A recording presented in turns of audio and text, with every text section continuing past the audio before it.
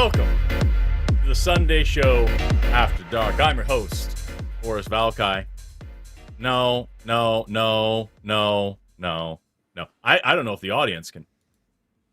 Oh, well, fuck. It's and now I'm saying that, and the first thing, because I can hear you.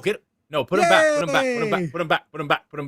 Okay, now, hey, come everybody. back. I want back. I'm Forrest Valkai, your host. No. Will you bring me my cold steak on a fork? Don't. He's gonna start eating immediately at the beginning of the stream. It's disgusting. I'm starving. This Tuesday at 8 o'clock on Jimmy Snow on the Line, a new debate, duologues, myself and Jovan versus Professor Mike and that guy. Yeah, that guy, the Democrats can't debate. By the way, I found out he AIs those shirts. He takes one picture and then he uses AI to change what's on them. So he has a bunch like that. Democrats are murderers, that kind of thing. We're debating Professor Mike and someone that calls herself Mother. I'll probably be calling her Mother Mega. I'm not just going to call a stranger Mother. That's on Jimmy Snow on the Line this Tuesday at 8. And that's pretty much everything I have to say. So once ask him if you want. I also left a thing because he was talking about how nobody wants to debate him. I also left a comment on there. I know he's debating Steve Hofstadter. I also left a note saying like, hey, I would love to talk to you about either evolution or trans people. Let's go. And he never got back to me. So dude, like, we gotta get the guy who, did you see that the guy who claims to have the highest IQ said evolution isn't real? He pops up on my timeline all the time. And I saw one recently where it's like, the more I learn science, the more I believe in Jesus Christ. I'm like, when are we debating? Oh, dude, let's do it. You need to go see his threads right now. I saw one where he said evolution isn't real. I saw that one too. As the highest IQ, Jesus created everything, no evolution. This is how I already knew he was lying about his IQ, but that's solidified. Oh, no, it's also, I'm pretty sure, if I remember, I don't remember what exact number he's claiming, but I'm pretty sure that isn't that impossible. Number that's it's outside of the range of what is measured. If you even accept IQ science, which already sucks as plausible. Yeah, that's a nonsense number. I'm literally making a video about IQ and why it's a bunch of bullshit and other personality tests. That'll be later on this year. But I don't buy his bullshit about being. I believe that he thinks he's very smart. I believe that. But I would love to have that dude on, and I would love to have on the dude on that says Democrats can't debate after he's done with you. Forget the measuring tape. Let me tell you about I'll tell you what I think my wiener size is. Right. After that guy is done with you and Steve Hofstadter, if there's any of them left, I would love to talk to that dude about evolution and transbe. I would love to talk to him about biology. I want to know if he can spell biology. Steve's coming on, by the way. Steve's coming on the line. Oh, hell yeah. Probably in June. All right. I hope he has fun. It's a terrible channel. I want to let everybody know really quickly that something else happened in the dumbass everything sucks and atheists are paying the price for it world. I know y'all haven't heard enough about this fucking guy, but this is a story that just broke. Richard Dawkins spent some time, 3 days, interacting with Claude, who he named Claudia, and is now saying that he is very certain that it is conscious. I don't know if it's as pixelated on the mainstream as it is for me on my preview here, but he apparently now believes that Claude is actually conscious. And that to me goes further to prove that literally if you want any of these old intellectual men to believe absolutely anything, all you gotta do is just wow, you're so smart, and they'll say whatever you want to say. Because what I posted about it on Threads was that I am absolutely certain that decision, that revelation from Dawkins has absolutely nothing to do with the fact that these LLMs are notorious for just complimenting the hell out of their users and telling them that the stupidest thing they think is a revolutionary idea is going to change the world. If you don't believe me on that, look up that story of that guy who literally just uploaded 3 hours of nothing but fart noises to one of these things and said, this is my new rock opera. And it was like, this is so innovative and incredible. Wow, this is really going to change the genre. Wow. And literally just fart noises. So Dawkins, doing everything he can to speed run, destroying his credibility even further. I have never in my life, I mean, maybe I have, but maybe it just hasn't hit as close to home, but like just seeing somebody, demonstrate so very, very regularly, reliably, deliberately, that being a good public communicator and a good debater and a good thinker are all very different things. Because that dude is going to come out here and say, I'm a biologist and I can tell you why, religion is wrong and believing in God is a psychosis and a delusion and like all these things that sometimes help our work and sometimes set it back significantly, whatever. And then turn around and with the same breath say, there's boy trees and girl trees. Did you know that? Men and women are sex terms and therefore dogs can be women. I don't fucking just, And also AI's alive and conscious and sentient and like just, man, that was the first news story I saw today and it just, it bummed me out. It bummed me out. Do you have HD enabled on Zoom?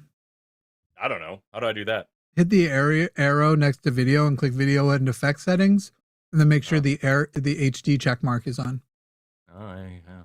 Yes, it is. Huh. Yeah. You should probably get that Canon camera. Is it coming through crunchy? A little blur. I feel like there's a mild blur, almost like you're slightly out of focus. Oh, no, Am I tripping though? Let me see how it looks by the time it hits to. Yeah, I'd say you look less sharp than I do. Sharpness being I definitely do. The literal form of sharpness, not. Did you turn off autofocus like a weirdo? Don't know. I can turn on picture, exposure, white balance, noise reduction, Well, don't turn down white balance; you'll disappear. Exactly. No, my brother, I've got these fucking lights in front of me, and I'm at risk of getting a sunburn because they're slightly brighter than a phone flash. I'm trying to figure out. I don't know what you're talking about in terms of like autofocus. That's on the in the Elgato app if you're still using the Elgato code. Yeah. Well, let me tell you, my man, not seeing it. But normally I don't have a problem. It's only today, and honestly, I think in a few minutes, I think it's your issue. Could be. In a few minutes, Jovan. That's why I look sharp. In a few minutes, Jovan will be taking over, and that will fix our white balance. I think. Yeah, no, I think the issue is that you are currently on the stream with me because it's already significantly worse because we're having to use Zoom like animals, but also the fact that now you're joining in also is making it Zoom's the only like intermediary that doesn't do 720p. It does 1080 if you use the pro stuff. It's actually better and sharper because we use Zoom as our connection for remote. If we were in studio and you would fucking move here like I said you should, we'd have a full 4K sharp as a tack, too sharp. You'd be like, well, I don't want them to know. The problem is if I'm gonna move, because I already hate living in Oklahoma. And we are talking about moving. Well, why not Texas? We're probably gonna move to OKC for a minute, and then we're probably gonna move somewhere else. But if I'm gonna move out of this state, which I really want to do, I don't want to give my money to Greg Abbott anymore. You know what I mean? I'm probably gonna go to Denver, or I'm gonna go to I've got some friends in the LA area, so I'm looking. If you go to Denver, I'm probably going to Denver too. I'd probably go back. I love Denver so much, and if you and Jesse were there, as long as partner was cool with coming, we'd be coming. Anyway, we have calls lining up. We should probably take one. Are we doing that, or are we waiting for Joe? I thought you were here just to bother me until Jovan arrived. I didn't know what the plan was. He doesn't know whether it's going to be 3 minutes or like 30. So I'm going to eat cold steak. And I guess, probably 18 last week. I'll start a call. No, it's fine. I'll start a call. I'll do this thing. I'll do the call. And then you can sit there and hang out with your meat. Well, I might have things to say. Let's start with this one. This is Milo, any and all pronouns, who wants to respond to a comment that I made where I said if there are 9 people sitting at a table and 1 Nazi joins them and the 9 people don't kick that guy out, then there's 10 Nazis sitting at the table. That's something that I said at one of the previous shows, and this person wants to challenge that. Milo, you're on the line with Forrest and Jimmy. How are you doing today? I am alive. All right, yeah, I can say the same. It's pretty good. So what's going on? What issue do you have with the thing that I said? Okay, so I may just have misunderstood what you were saying. The quote that I've got the timestamp if you want to play your own video back. If there are 9 people sitting at a table and 1 Nazi joins in and the 9 people don't kick the Nazi out, there are 10 Nazis. there are two people in this world, Nazis and people who hate Nazis. There are only two, and then it was garbled for the rest of the end of that sentence. I'll finish that sentence. There are two types of people in this world. There are Nazis and people who hate Nazis. I'm one of the ones who hates Nazis. That's usually what I say.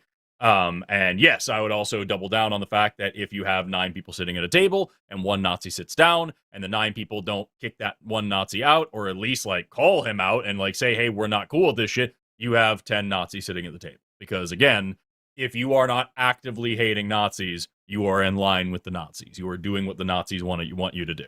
So that's where I'm at. Okay, so what if the table only, can it be any number of people at the table, or is it specifically 9 and 10? Nope, literally any number of people. If there is a Nazi in your group and you're cool with it, it's a Nazi group. Okay, so I love that we're going to get down so pedantic into the myopic specifics of something that is mostly like a satirical anecdote to represent a greater problem, greater issue, which is just simply, if you're not a Nazi, you don't make Nazis comfortable. Right. Exactly. Okay. So at the soup kitchen, somewhere cares soup kitchen in Costa Mesa, there are a couple to the people person who in the chat who said Nazis. Forrest is declaring a binary. How dare you? Excuse me? I'm laughing at the chat. The chat that I'm famously, I argue about sex and gender being non-binary, and someone's laughing at me saying that I'm declaring a binary. It's a funny comment. Go ahead, Milo. What Milo, who's your Nazi friend that you worry that we're discriminating against? Well, no, I don't like either of them. I'm not going to say their names, but at the soup kitchen, if you try to kick somebody out, you'll be kicked out yourself. You've got no control over who sits at which tables. Anyone's allowed to sit at any of the tables. There's 2 Nazis. The vast majority of the people there do not like them and do not like if they sit at their table. But like, there's unless we want to get kicked out and go, okay, we're not going to eat today, we have to accept. Okay, you get on occasion. Milo, there's your asterisk. If you are being actively oppressed by people who give comfort to Nazis and your survival is dependent on it, you're probably not a Nazi. There you go. Just as with literally goddamn everything, you could potentially probably find some very weird, super niche workaround where someone wouldn't be physically able to remove a Nazi from their presence and that would risk their safety or whatever. There's always that. The point of the rhetorical device that I use isn't to be absolutely super literal that you have to go physically grab and forcefully remove someone because they're a Nazi. I'm saying you should be outspokenly anti-Nazi. And if you are letting Nazis into your space on purpose and giving them quarter and giving them comfort and allowing them to represent you, then you are playing to their hand and you are part of the problem. A great example of that, one of the reasons I said that recently, what you're probably referring to, was when somebody accused me of being a Zionist because I'm pro-Palestine, or because I was talking about how I don't like Nazis, and somebody said, so then we should bomb Palestine and you should be a Zionist, and tried to get a contradiction there saying, well, you're pro-Palestine, but you don't like Nazis, and the Palestinians don't like Israelis who are Jews. And like, that was a really stupid fucking argument. And so the point that I was making there was that if, yes, the people like me who criticize Israel, and then there are also Nazis that don't like Jews, and you could look at us and say, both of you have this one single opinion together that you don't like the government of Israel. But there's a massive, obvious difference here, where one of us is criticizing a government committing genocide, and the other person is racially discriminatory. And so I have a good one here. That's an important point to say when we're out here advocating for Palestine.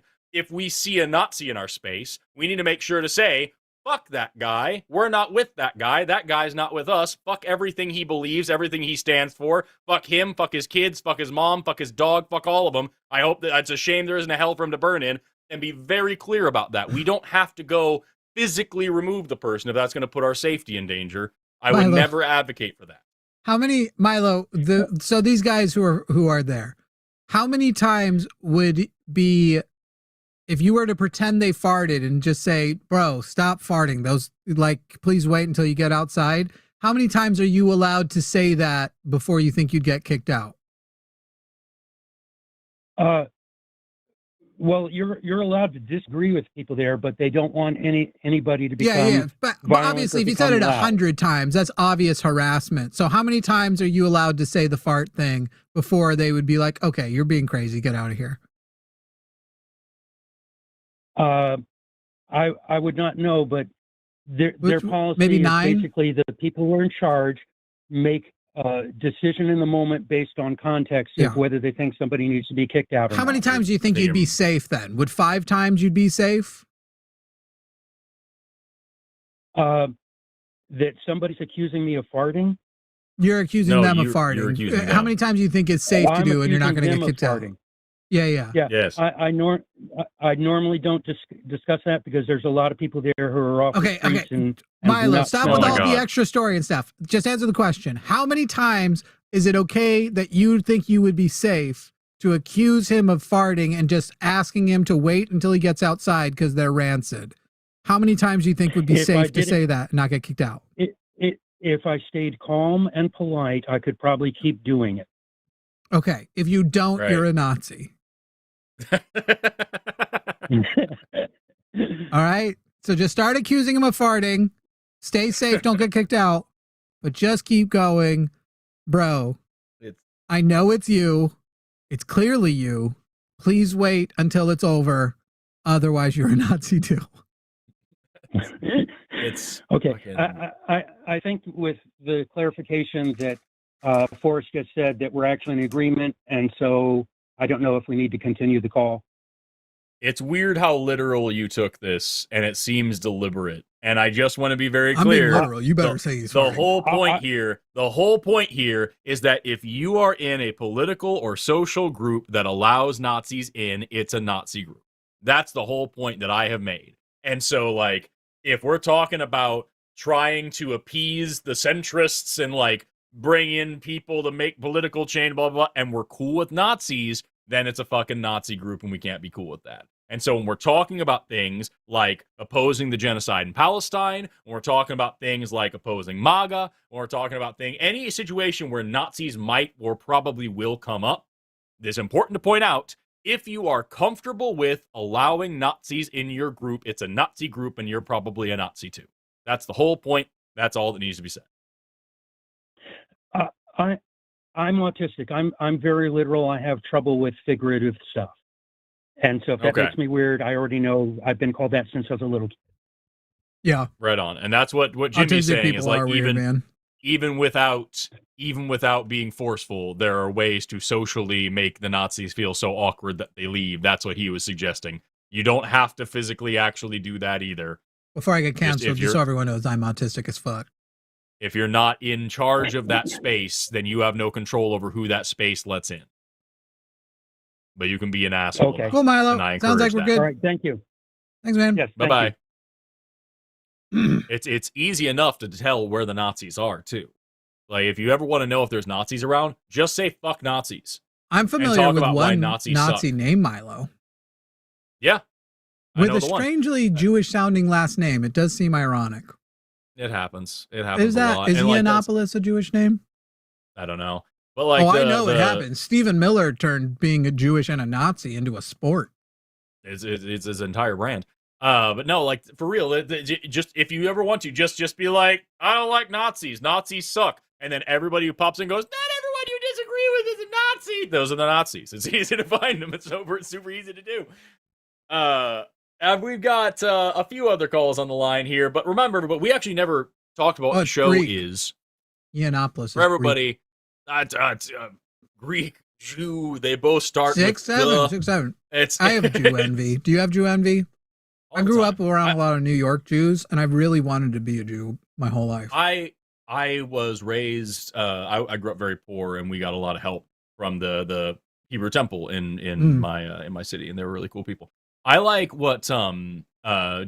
Tolkien said. Somebody like wrote him a letter saying, are you Jewish? And he said something along the lines of like, unfortunately, no, I can't. I couldn't count myself as lucky enough to be among those. And I like saying that about every racial group. I think that's just no matter who thing to think. Nobody asks me if I'm anything but white. The day the 23andMe told me I was like a little Jewish was the best day of my life. And then a couple years later, they took it back. They were like, our bad. You're not. I'll send you the screenshots, the before and after. I used to be an Ashkenazi Jew, according to, anyway, I lost it. Yeah. We've got a couple other calls on the line, but just so everybody knows what this show is. We're leftists and we're atheists and we're socialists and we're anti-theists and anti-capitalists and pro-LGBT. One of us is queer, but who? One of us is queer, and you'll never guess who it is. I got called the F slur on the last show, and so I described in great detail the way that man gets in my DMs and asks if I can put my hand up his gaping butthole and do what he calls Pinocchioing, which doesn't make sense because Pinocchio is a marionette. He was a marionette, he meant Kermiting. Yeah, I told him. He meant Kermiting. I told him on the show. Anyway, he said, I'm not joking. He said, retract your statement now or I will sue you. And I dared him to sue me. I would love, because then you have to have discovery. You have to have discovery. Oh, I'm so excited for discovery. Oh, I dare him. Anyway, moving on. We're here because, as the chat poll says, we believe, specifically today, the topic is that the Bible fucking donks.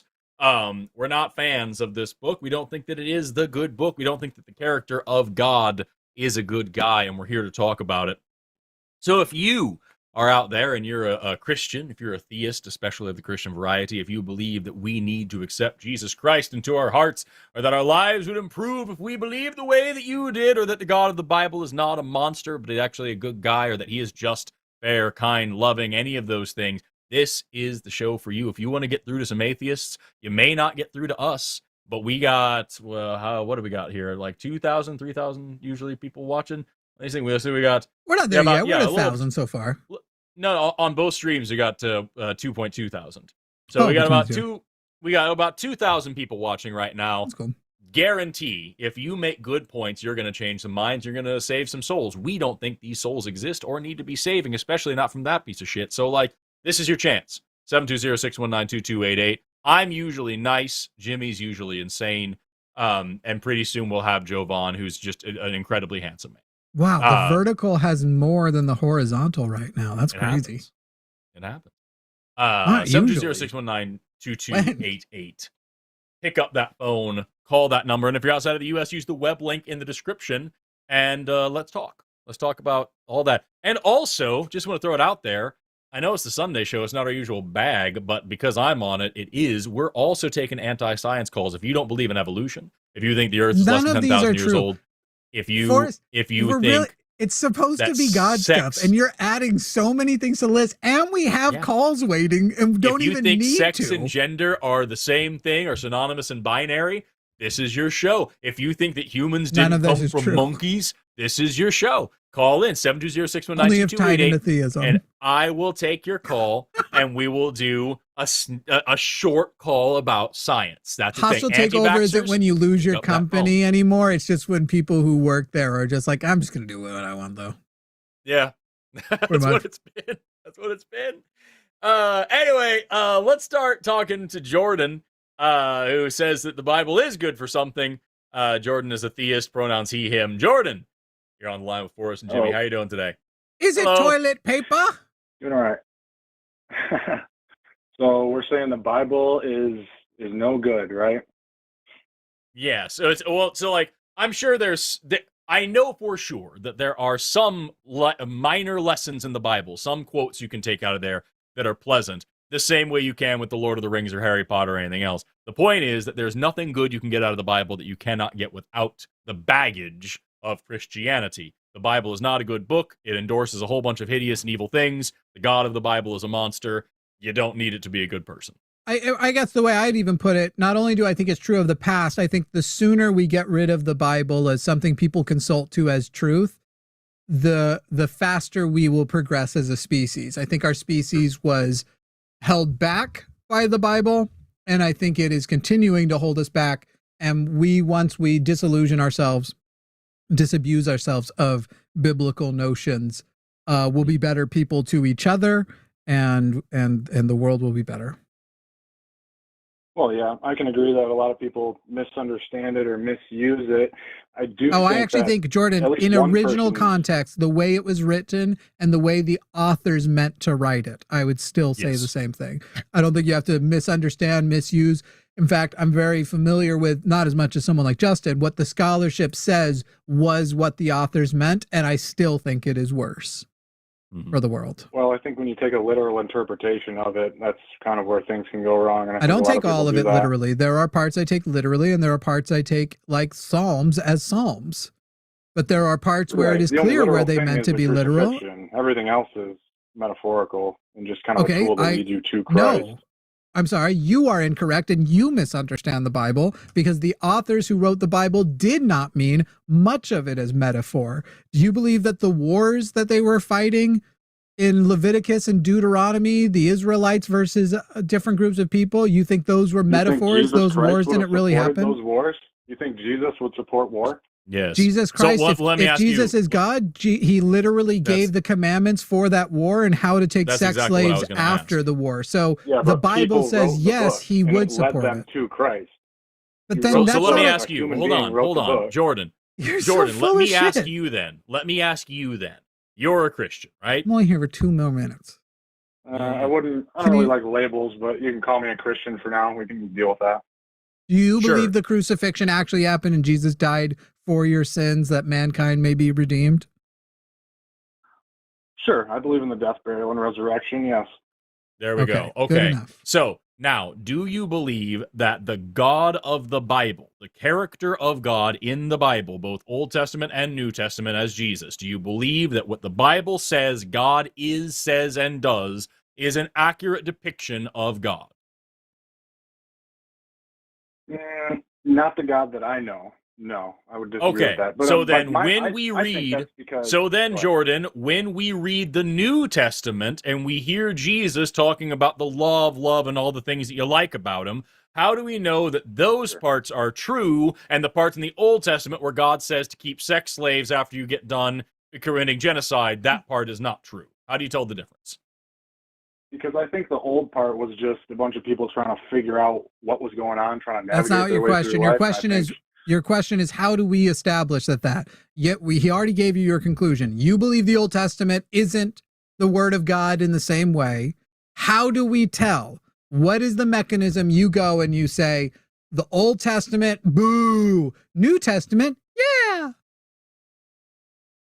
What's the mechanism? Correct. In what sense? Can you elaborate on what you mean by that? Sure. You could say scientific inquiry, or in your case, you think about it and you go, I don't like the way this one makes me feel. So those feelings must come from God. Therefore, it doesn't work. That's what I think you're doing. I think you're post hoc going, here's what I think God would be like. Therefore, these verses don't match that, and these verses do. So I'm going to engage in confirmation bias. I think that's the mechanism. And cherry picking, that's the other mechanism. And I'm going to build the God that I like, and he's weirdly going to resemble my values. He's weirdly going to resemble my understanding. But you could say scientific inquiry, or you could say you go back to the books and you look at these moments and anything pre this historical figure you take as metaphor, because none of them even existed. Nobody existed until King David. Everybody before King David is totally made up. So then you start at King David because historically he's the first confirmed historical figure. Something I can work with. And then you'll have answered Forrest's question. As Jovan gets here, I don't know if I'll have time for my question, which is, why should I believe your God exists in the first place, that you have identified the correct God exists, and that you're any more trustworthy than the billions of other people with contradictory gods to yours who feel they believe for similar reasons? You can pick which direction you want to go. I believe in the gospel because that's what it all led to. So regardless of all the other evil things that are stated in the Bible, it led to Jesus Christ, which is the greatest love story of all time, in my opinion. Which gospel? First of all, Jesus is the story of all time. First of all, the story of Jesus. Matthew, Mark, and Luke, and John. That's what the gospel is. The 4 books. Who wrote those? Those are 4. Okay, right, Jordan. Those are 4 different books that contradict each other. Who wrote those? I'm trying to get to also who wrote those is a good question. Yeah, who wrote Matthew, Mark, Luke, and John? For you as a non-believer, you don't believe, so you're not capable of excuse me. You're wrong. It's called a testament.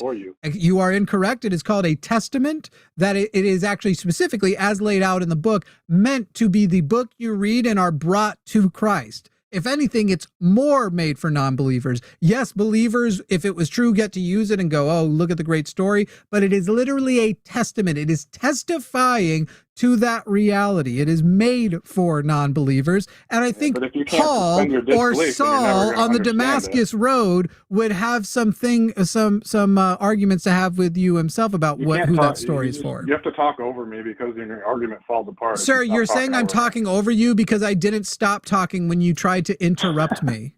That's adorable. You literally, I was mid-sentence. Yes, you were. I was mid-sentence. You started talking and then accused me. You're doing it right now. I'm mid-sentence and you're talking over me right now and then accusing me of talking over you.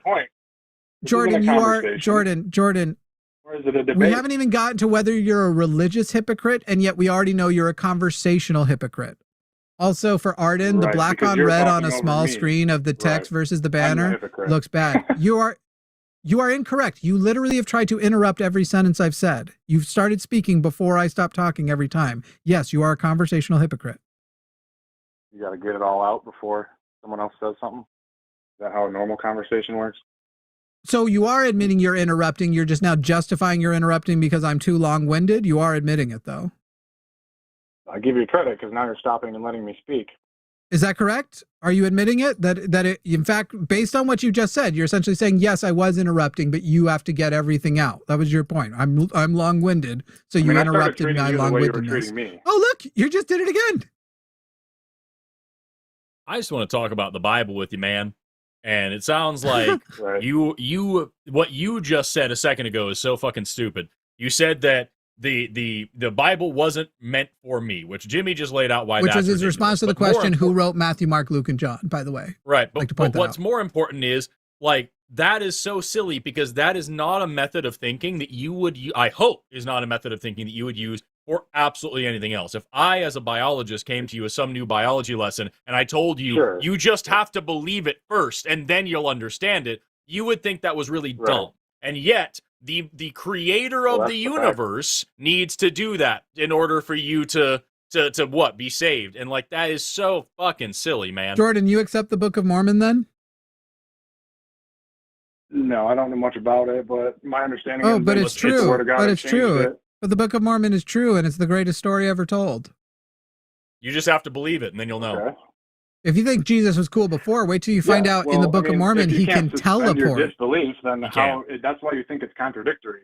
I'm sorry, suspension of disbelief is excuse me, Jordan. Suspension of disbelief is something you do when reading fiction. That's literally it doesn't matter if the Bible's literal or fiction. The only thing literal is the crucifixion. I'm sorry. Yes, it does. Okay, excuse me, Jordan. Hey, Jordan, you said you accept Matthew, Mark, Luke, and John is true. He pointed out they contradict. He pointed out he pointed out, oh my God, and we love not talking over people as you interrupt me again. He pointed out Matthew, Mark, Luke, and John contradict each other. You're saying, therefore, it makes it fiction, but it doesn't matter if it's fiction. You're now conceding that the part earlier you said was true is fiction because it contradicts itself, but it's still true. Jordan, you are a terribly confused individual besides being a conversational hypocrite. It's called a belief. Okay. It's called a faith. Right. It's called a faith. Something that's a belief it's called faith. No proof of? Jordan. Yes. So Jordan. Yes, I do. So Jordan. I do. Do you care about whether or not you believe true things? Do you care about whether or not the things you believe are true? Barely. What difference does it make?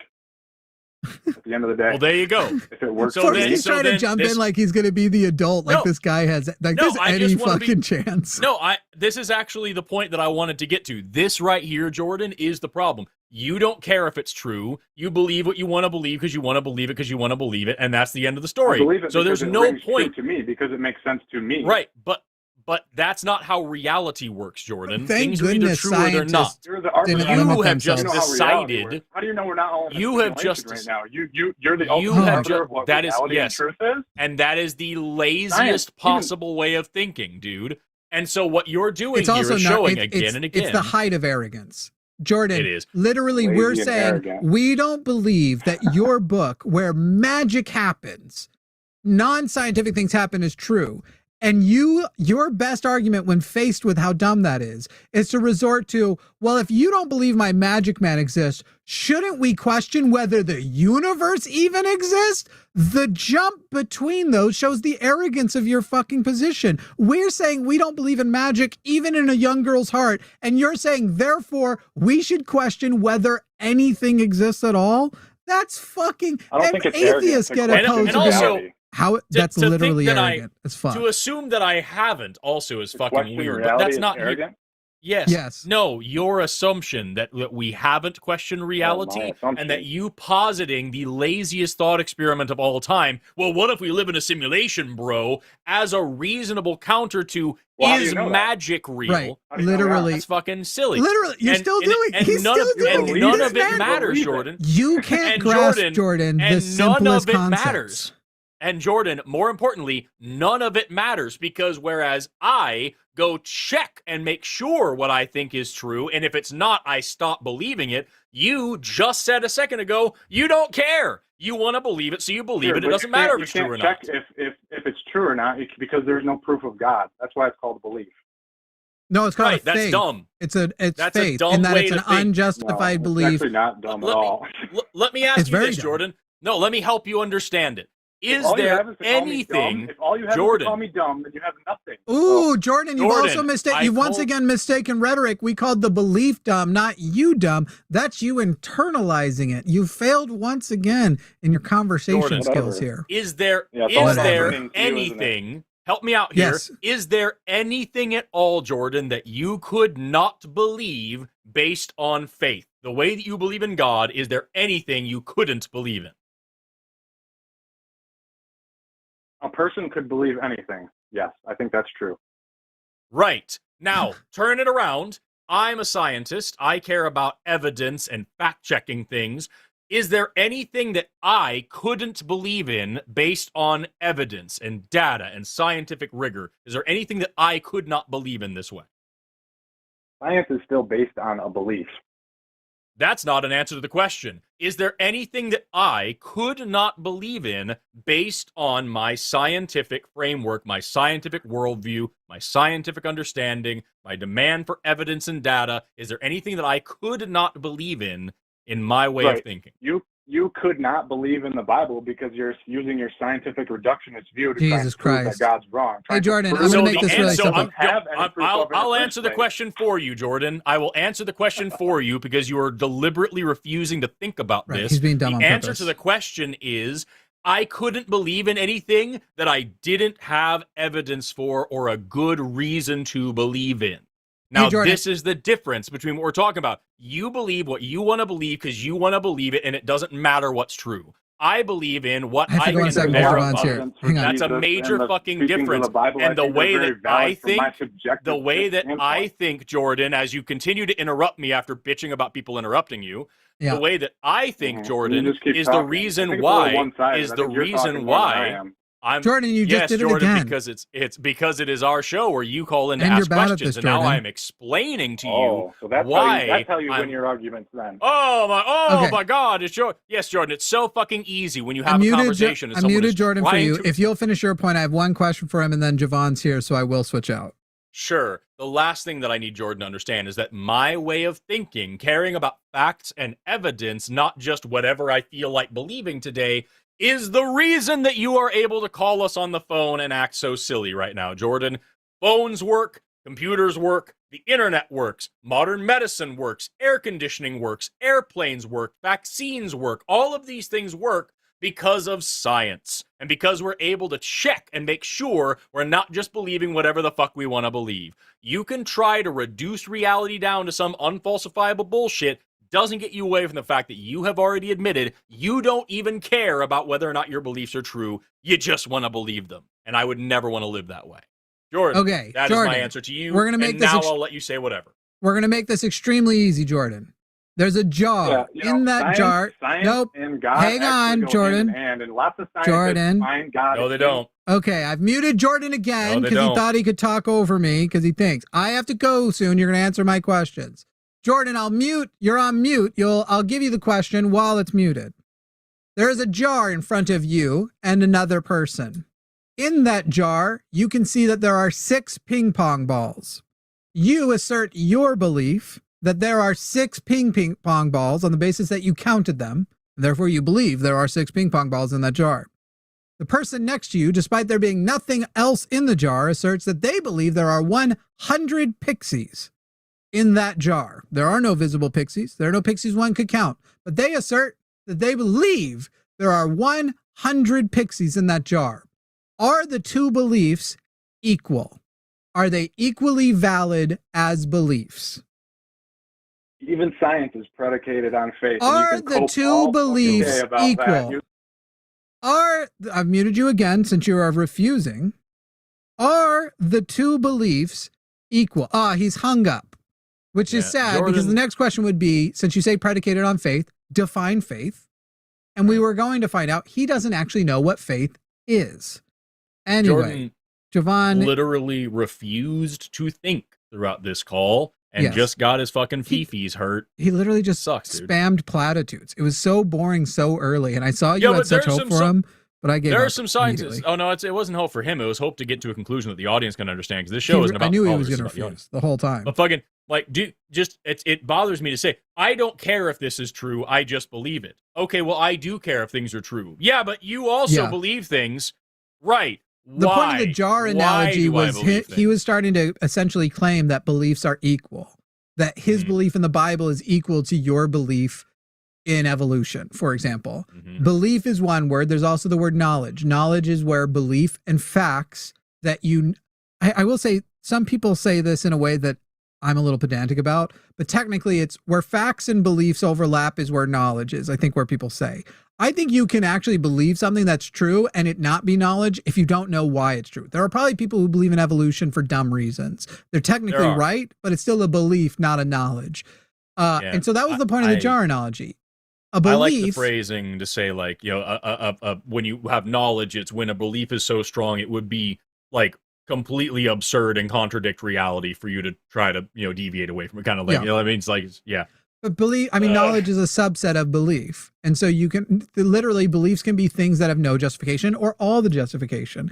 And so the whole point of the jar analogy was he does not have, when he's saying they're the same, you have faith in whatever, even if we accept his colloquial use of faith, which I am reluctant to ever do because they're such fucking idiots about it. You give them that inch and they take 40 miles. Even if you grant that, okay, well then let's assess how justified is my quote unquote colloquial faith in science.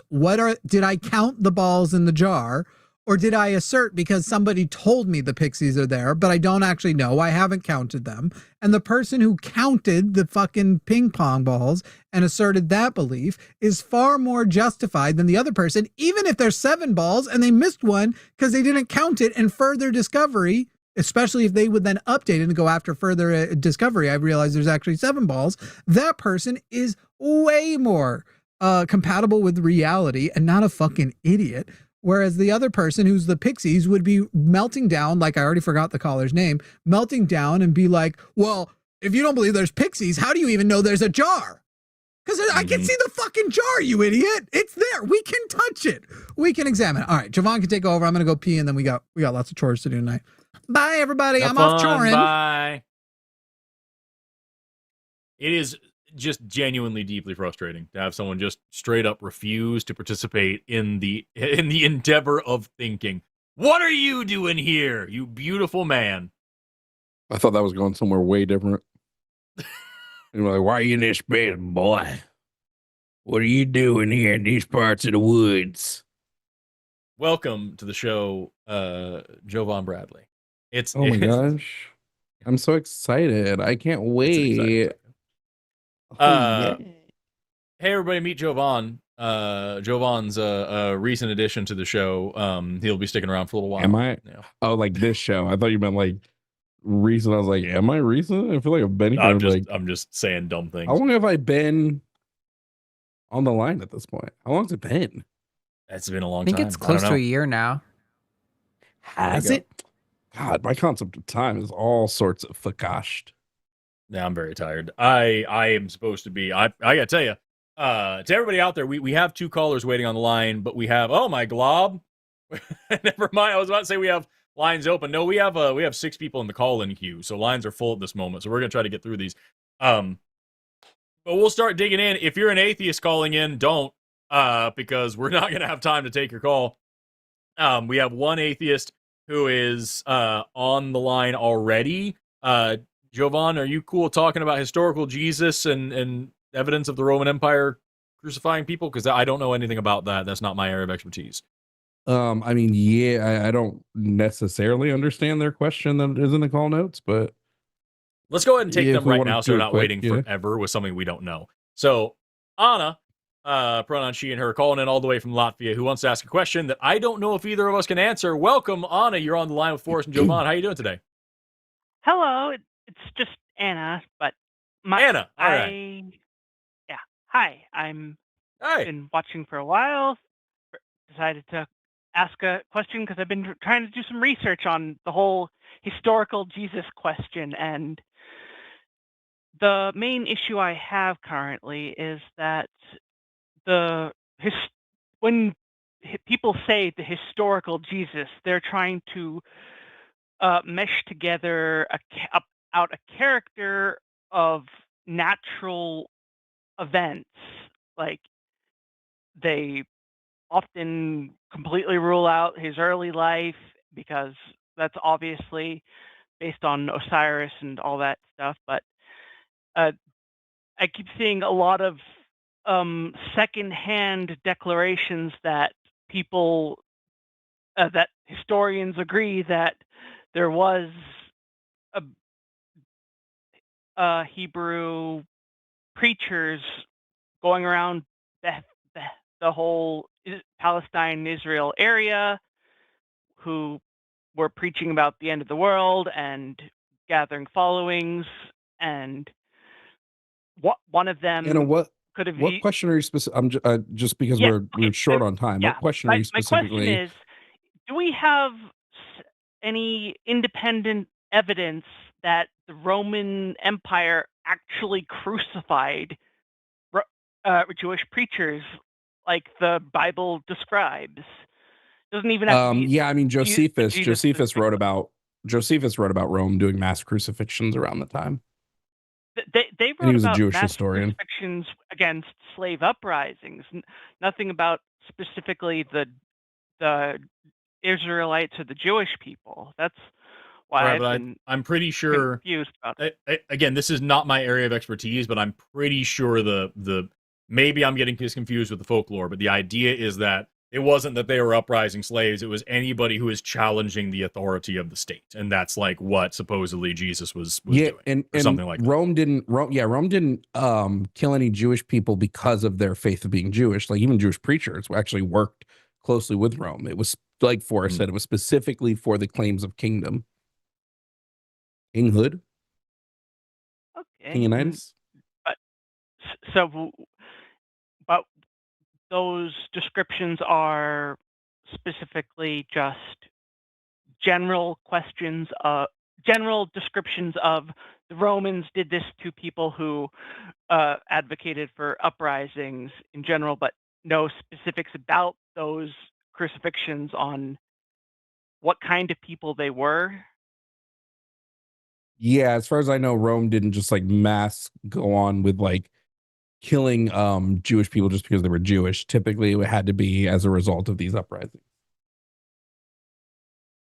Okay, well, I know you're not really experts in that, but it's a question that I've been trying to look into, and the Justin internet might know more about that. Yeah, I was gonna say the best thing that I would tell you is, like, I would recommend you calling in when we have a Bible expert on the show. So we have we have Justin, Deconstruction Zone, who hosts regularly, and I think we actually have don't we have a new show called the Devangelicals that's I think on Saturdays. Okay, yeah. So that would be a good one to call in as well, the Devangelical show. They would be able to give you a lot more information than either Jovan or I will. Thanks for your time. Have a Most great definitely. day. Thanks so much. Yeah, thank you for calling in. I appreciate you. All right. I'm glad we didn't keep her waiting forever because I want to like have her on the line for 6 hours and like, yeah, sorry. But hey, we got Thea calling in now. Do you have one? I like line number 10. And then I'm down with that. Yeah, line number 11, I have a whole monologue for, so I think we should start with number 10. So let's start with Dylan, pronouns he and him, who wants to talk about Jesus. Dylan, you're on the line with Forrest and Jovan. How you doing today? How's it going? It's going, man. So, what did you want to talk about? Do you believe that God saves people? No, not in a real way. I feel like the story. So, first of all, just to be clear, I don't think this God is real, but like the story of Jesus saving people and all these things. It's the same kind of thing as like a mafia boss asking you for protection money, and if you don't pay for protection, they smash up your house and everything like that. Jesus is offering to save you from what he is going to do to you if you don't let him save you. That's not really saving, that's just extortion. His word has never been proven to be wrong. Jesus, like who he says he is, the real way, like, has never been proven wrong. What? That doesn't answer. That's not anything to do with what you're asking about. You asked if Jesus saves you. The gambit here being put forward is that if you don't believe in Jesus, you go to hell. And if you do believe in Jesus, you are saved from hell, right? Exactly. Right. But God is the one who made hell. God is the one who made the rules of who goes to hell and who doesn't go to hell. And God is the one supposedly saving you from this hell. At the end of the day, Jesus is saving you from what he's going to do to you if you don't let him save you. That is not saving. That is extortion. That's racketeering. I don't understand the point caller is making. Your creator is God. Why would you not want to obey your God? Because I don't obey. I don't like monsters and bullies. So I don't think this God is real, but I have read the Bible, and the God of the Bible is a monster. And even if we want to take the route of saying that the Bible isn't all accurate and God is actually blah, blah, blah, any God who creates hell is a monster. And the entire concept of Jesus sacrificing himself for our sins is insane. If this God was really loving, kind, generous, good parent, father, blah, blah, all this stuff that we hear, then he would just forgive us for our wrongdoings, not make us with sin in the first place, change his mind on what sins are. He would allow us to be humans because he made us as humans. But instead, he made us broken, commanded us to be better, knew that we could not do that on our own, and so he killed his own kid to make a loophole in his own rules and bind us to a contract that I, for one, would never agree to because I don't believe in human sacrifice. It's a stupid, broken system. It's a stupid system, Dylan, and I wouldn't agree to it even if it was true. Why did God want a blood sacrifice, Dylan? Why? So dumb. Your creator. Why would the creator want a blood sacrifice, Dylan? Because I was born into sin. Why? Why couldn't he? Wait, Dylan. Could God forgive your sin without a blood sacrifice? No. So he's not all powerful. He requires a blood sacrifice. He killed his kid, exactly as you said. So why did he require a blood sacrifice, Dylan? So that means he's not all powerful and he's not all loving, right? There's something that he can't do and things that he can't love you enough to forgive without murdering somebody. Yep. That is not love and that is not power. That's weakness, cowardice, fear, violence, anger, rage, not worthy attributes for a God. I agree. I mean, I'm glad you admit that your God is a bad person. Right. I didn't say that. I agree he murdered his son. Right. That's what bad people do. Yeah, I've never heard of a good person that murdered his son. God did. God murdered his son. My statement still stands. I've never heard of a good person who's murdered his son. Well, let me ask you, Dylan, do you have anybody in your life that you love very much? Jesus. I'm talking about a human that is currently alive.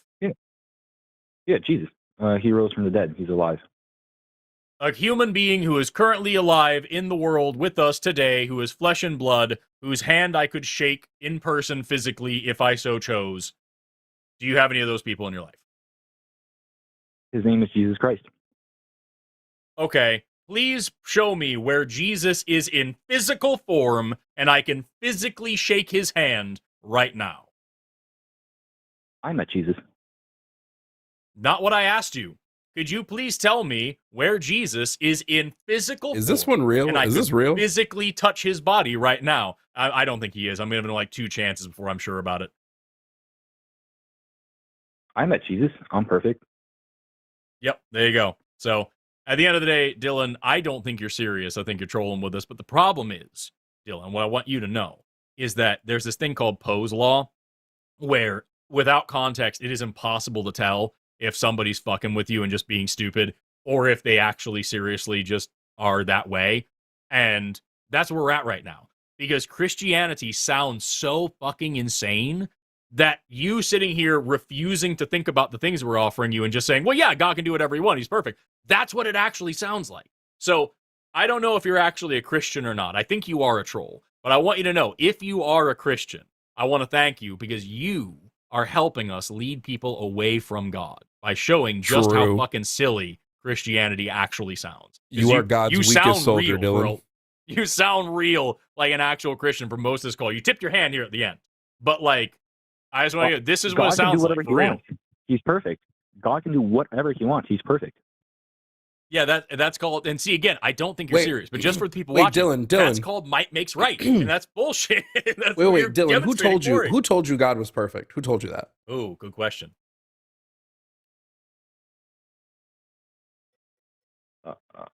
I fell in love with Jesus Christ. He can do no wrong. Who told you that? I fell in love with Jesus Christ. He can't do anything wrong. I know there's some like erotic thing between you and Christ. Who told you God was perfect? I don't want to hear about your sex tapes. I want to hear about who told you. The Word of God.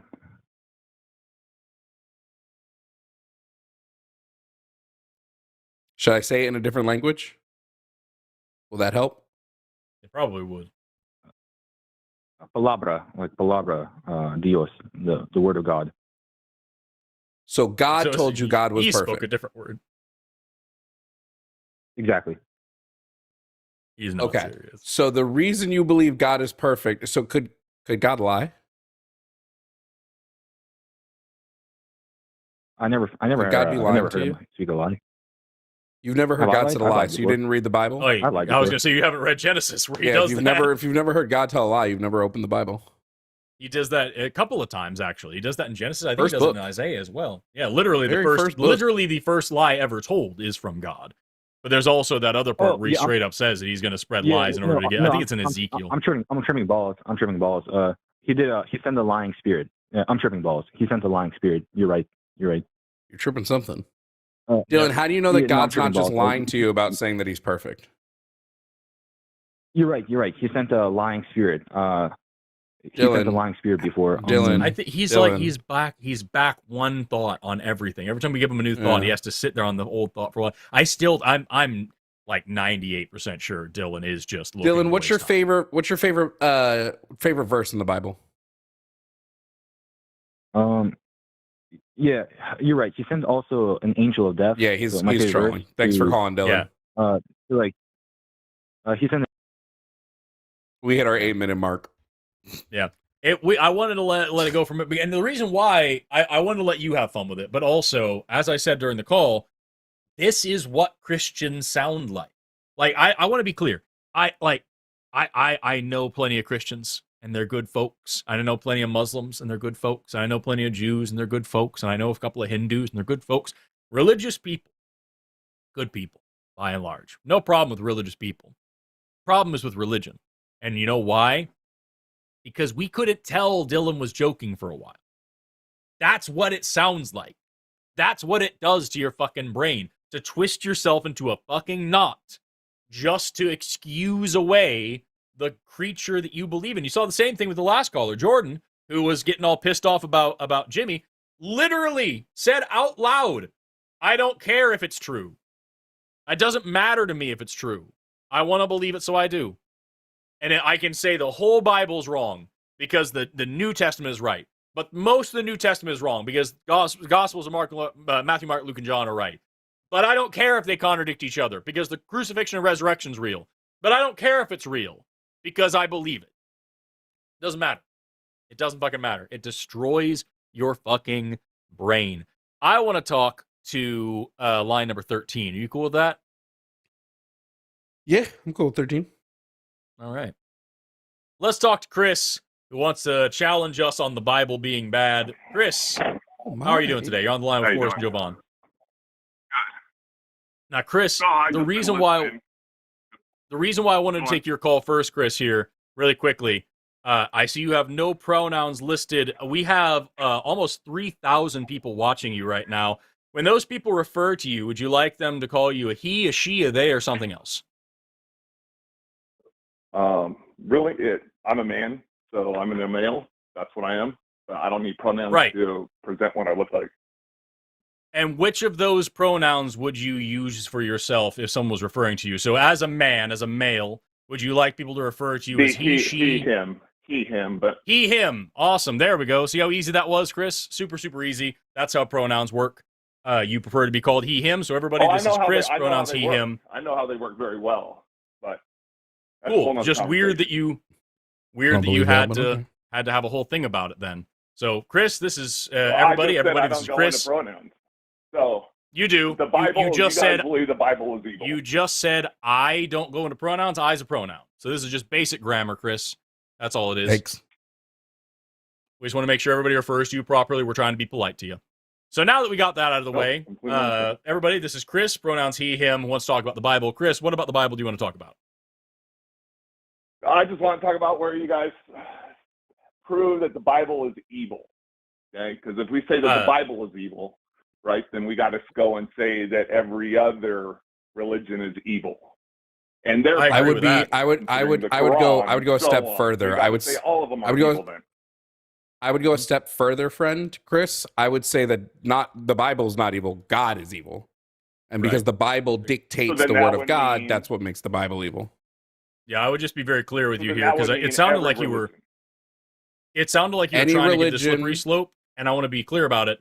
Yeah. The Bible's just a book, but the God character in the Bible is evil. And yes, I do believe the gods of other religions are evil. And yes, I am against religion as a whole in general. I am an anti-theist. And so, yes, that's what I was just saying a minute ago. God is evil.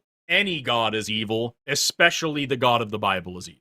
I would make a clarification on that, and I would just say any God who is all powerful is evil. That's if you create a deity who is not all powerful, I probably wouldn't go as far as to say they're evil on rip without more information. But any all powerful deity is absolutely evil. That's a good point as well. But there are different gods on offer, but especially the tri-omni God. It's illogical and unreasonable. Yeah, if your God has the omni properties, he's an evil son bitch. Right. So here's my question: with even if the Bible or the God is evil, what is it gotta have to do with if it's making actual humans out there in the world be a positive person to society? Like, I don't think it's doing that. If that's what helps them drive, if the Bible is what helps drive people to be civilized, why is that? I don't think it's doing that either. Because the way it's no different than having someone that you look up to, or someone that is like a role model to you. Chris, we don't believe the Bible is doing that. You would have the burden of proof here to prove that the Bible is actually doing that. I would say the Bible is responsible for the fact that we're probably 500 years behind where we should be in modern science. Right. I would make the claim. Go ahead first. I didn't mean to interrupt you. I apologize. I was just going to say that, I would point out, Chris, that there are plenty of people that benefit from the Bible and that makes them do good things and whatever like that. There are also equally as many, if not substantially more people who are evil and awful people because of the Bible, because the Bible is just a book. and the Bible itself is fucking terrible. It teaches hideously evil things, and every now and then it has a little bit of really good in there. poorly written. But you can get all the good things that you get out of the Bible, all the good life lessons and all that stuff. You can get those from the Lord of the Rings. You can get those from Harry Potter. You can get those from just your own mind. You can get those from talking and building community with your friends. And you don't have to go through a book that condones slavery, condones rape, condones genocide, condones murder, is just a fucking evil book. So, like, yes, the Bible helps some people. Okay, you don't need it to be a good person, and it hurts a lot of people too. So, not worth it. Okay, question. So the slavery, yes, all that stuff happened through the history and past. If it wasn't for the Christians, majority of the slavery would not have been ended. That's not true. You know that, right? That's not true. No, that's not true. So who was the first group to end slavery? To fight to end slavery? Like anywhere? Haiti. Yeah, I think it was the I guess France. I guess you could go even further. France abolished in 1794. What religion were they? And what religion were they? Because the further we go back into years, the Christian faith was much stronger than it is now. So hold on. Wait, real quick first. Hold on before we get there. France abolished slavery in 1794. They were a predominantly Catholic nation. Napoleon Bonaparte then reinstated slavery in 1802. Napoleon Bonaparte was Catholic. So like, that's kind of where I'm at with it. Is like you're sitting here saying, well, the Christians ended slavery. The Christians were also the ones doing the slavery. So like, if you stop beating your wife, if you stop beating your wife, Chris, I'm not going to give you a medal because of the religion basis. Chris, because of the religion basis and beliefs. Wait, Chris, no. They used the religion to promote slavery. There were Leviticus, the verse in Leviticus about slavery was written on slave auction, like advertisement in the U.S. So no, it's not. I'm not arguing that. I am not arguing. Imagine, that, okay? But Chris, imagine, Chris. But wait, Chris. Imagine I'm punching Forrest in the face. Imagine I'm brutally beating the shit out of this person I consider a dear friend, and then I stopped doing it, and I was like, aren't I benevolent for stopping punching you in the face? That's not how that works. Yes. Here's the thing: when you have a trend, everyone's doing it, right? Am I wrong? When there's a trend, well, the only reason they're doing it is because God told them they could. Politics, the only reason they were doing it is because God told them they could. At that time, whether it's in politics, whether it's in businesses models, whatever it is, right? At that time, Chris, it's just normal, okay? Now, Chris, do you think? Hold on, Chris. We're not going to let you get away with that. We're not going to let you get away with that, Chris. We're not going to let you get away with that because it goes against your faith. Do you think that in the time of the Old Testament, in the time of Leviticus and Deuteronomy, do you think that people were eating shellfish and wearing garments of mixed fabric and planting multiple crops in the same field and trimming the sides of their hair and beard? I think they fucking were. And God, in your book, has the time to say, do not do these things. He makes strict laws against them. But when it comes to slavery, he doesn't just forget to mention it. He tells them to do it. He says, here's how to do it. Here's where to buy your slaves. Here's where to beat your slaves. Here's how to pass your slaves down as property. Exactly. God gives instructions for slavery, not against it. So you don't get to say it was just a trend. The God of the Bible is clearly fine with breaking trends. That's the entire point of the story of Jesus, is going against the norm and breaking trends and being persecuted by the state. That's the entire story. But when it comes to slavery, he's cool with it and he endorses it. The trend thing doesn't make sense because at the time God in the Bible tells the Israelite people they can buy slaves, they didn't have any slaves because they had just been freed from slavery. So they get free from slavery, and one of the first things God tells them is, now you can start owning people yourself. If God didn't want us to own slaves, he could have just said, don't do it, like Forrest said. He could have said, like he told us, don't eat shellfish. He could have said, don't own another human being as property. But instead he says, go ahead and own other people as property. It's chill with me. That's not good. I'm not saying it's not good. That's not what I'm saying. But what I'm saying is during those times and years, it was the normal thing. Do you acknowledge that do you acknowledge that the Israelite people... I'm not saying it's right. Hold on, Chris. It was acceptable. Okay, but God did. God said it was. God said it was right and acceptable. We're other people. God if you specifically were the one that had the money. If you were one of the wealthy ones. Go on. Chris. God specifically says it's okay and acceptable. He says this explicitly. Like, that's what bothers me, man, is that your God is apparently powerful enough. Where does he say that it is okay to have slaves? Your male and female slaves may come from the nations around you. From them you may buy slaves. You may also buy the foreigners who live among you, and you may pass them down as inherited property to your children so that they can become slaves for life. Leviticus 25, 44 to 46. It's the rules that he gave to the Israelites when he gave Moses rules on Mount Sinai. And it's not the only time that it comes up either. He says it over and over. And he even has different rules for Hebrew slaves. He says if your slave is a Hebrew person, then you have to let them go after 7 years. But Hebrew male. If they come, yes, if they're a Hebrew male. Because if they're a male and they come in single, you can give them a wife. And then their wife and any children that they have, they stay your slaves forever and are your property. And the only way that he gets to stay with his wife and kids is if he also agrees to remain your property forever.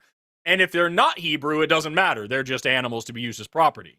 He has different rules for different ethnic groups. He also gives us rules on beating our slaves. He says, again, giving Moses rules in the Exodus, he says anyone who beats their male or female slave with a rod must be punished, but only if the slave dies within 2 days.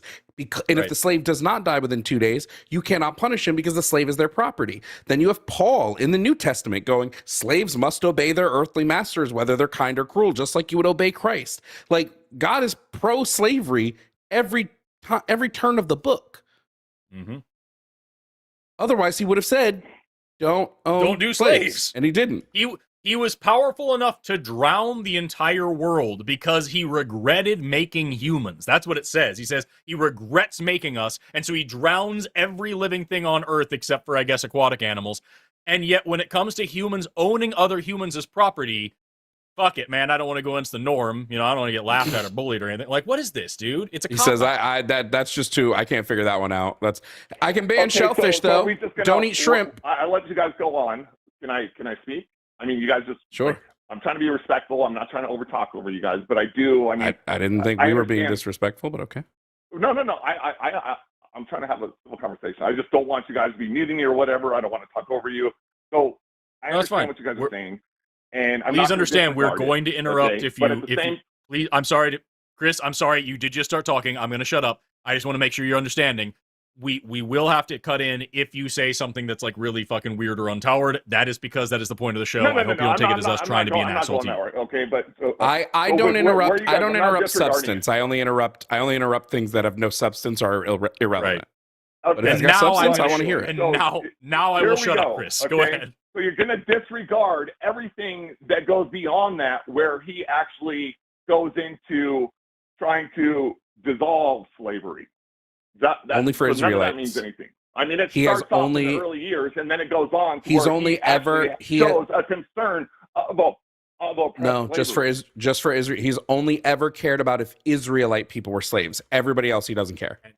And in that case, he only cares about it if they are behaving, because the entire book of Judges is just literally the same story over and over and over, where the Israelites complain, they're free, and then they complain, and God sells them back into slavery, and then murders all their slavers, and then they're free, and then they complain, and God puts them back into slavery. It happens several times. That's the whole book of Judges. And you, like the last conversation you guys had with the other guy was like, tell me a person that you could touch, feel free, and shake hands with. You can't do that with God. So how are you guys saying that God is doing this? Chris, when we have these conversations about whether God is evil, we treat God in the Bible as if it is a fictional tale of a fictional character. So like it would be the same way as if I say Darth Vader once force choked Luke Skywalker, right? We don't think he actually did this, but in the canon of the story, he did. So what you're saying is because of the book, this is what it's telling people to go do. Because slavery ended now. No. The Christians that ended the slavery. I'm not saying that the book commands slavery ownership. In some cases, it does command sex slavery ownership. But I'm not saying the book commands slavery ownership. What I'm saying is that God said it was a morally okay thing to do, and he has never once in the canon of the Bible taken that back. And that's the whole point that we were talking about at the beginning. You were asking, is the Bible so bad and is it so evil and other things? And what we're telling you is there are good parts in the Bible. I like certain stories in the Bible, but there's nothing in the Bible that's good that we can't get from anywhere else or that we couldn't reason out on our own without having to dig through the Bible. Because as we mentioned, there are plenty of cases of people. What good thing could we not have learned without the Bible? What good moral lesson would we be without? It's the history. By knowing the history, we do not repeat history. If we didn't know that's not history, true either. Then we're always destined to repeat it. Wait, Chris, we knew the history. Chris, that's fundamentally not true. We knew the history of slavery from the Hebrew people, yet America still did a slavery. And even the Confederates, not true. Slavery the Confederates, was still going on at that time. If you look, slavery was brought to the New World in slavery was brought to the New World in 1619. Done with it, and there wasn't slavery. No, first of all, again, the Christians were not the first to end slavery. It's just not true. If you look at the Articles of Secession, the Declaration of Secession from many Confederate states, including especially Texas, is a great one to look at. It specifically says that the superiority of white people and the inferiority and subjugation of black people and the institution of slavery is a Christian tradition which any Christian nation would uphold because it is ordained by God. So you have this thing, you're saying we would be doomed to repeat the history. They use the Bible to repeat the history. And I also think it's ridiculous to say that we wouldn't know the history without the Bible. The whole point of biblical archaeology is to go back and look at history and say what does and does not align with the Bible. We're able to learn history and keep records and look at stuff without the Bible. Right? These are the stories of what happened in actual history. Okay, now if you want to go say that if we didn't have this Bible, we'd be 500 years ahead because of science. But yeah, also, we may be 500 years ahead, but I'll tell you the history wouldn't be there if we just focused 100% on But let's talk about the history real quick, because the Bible just makes stuff up because there's no evidence of the Exodus at all. That's not a historical claim, right? There's also the no Exodus, Tower of Babel. There's also no flood. The Exodus makes a claim that thousands of people spent 40 years walking from Egypt to Jerusalem. And it not only says this, but it tells us like the exact route they walked. And there is no evidence of a group that when humans move in that large of a group, there's evidence for it. We have evidence for almost every mass migration of people. There's none for that. There's no archaeological evidence. There's no written evidence except for the Bible. Egypt writes about their losses all the time. They never wrote about losing thousands of Egyptian or Hebrew slaves. Egypt they write about a ton of stuff. Egypt literally keeps fucking tax records and records of harvest and shit like that. And they didn't mention the fact that their god king drowned with their entire army all at once. Like, no. And also all of these people disappeared. None of it. So, like, the Bible isn't an historical document. It has a ton of historical inaccuracies, a ton of scientific inaccuracies, and not to mention the times that it contradicts itself. We could learn history without it. We don't need it for history because it's not an historical document. And it doesn't make any sense to say that we would repeat history without it. History without it, because we have specifically on we have other records look like, or predictions of what specific ice age animals look like, based off of their shape and form. We had that before the Bible. But we had that before the Bible. True exterior element. We had all of this before the Bible.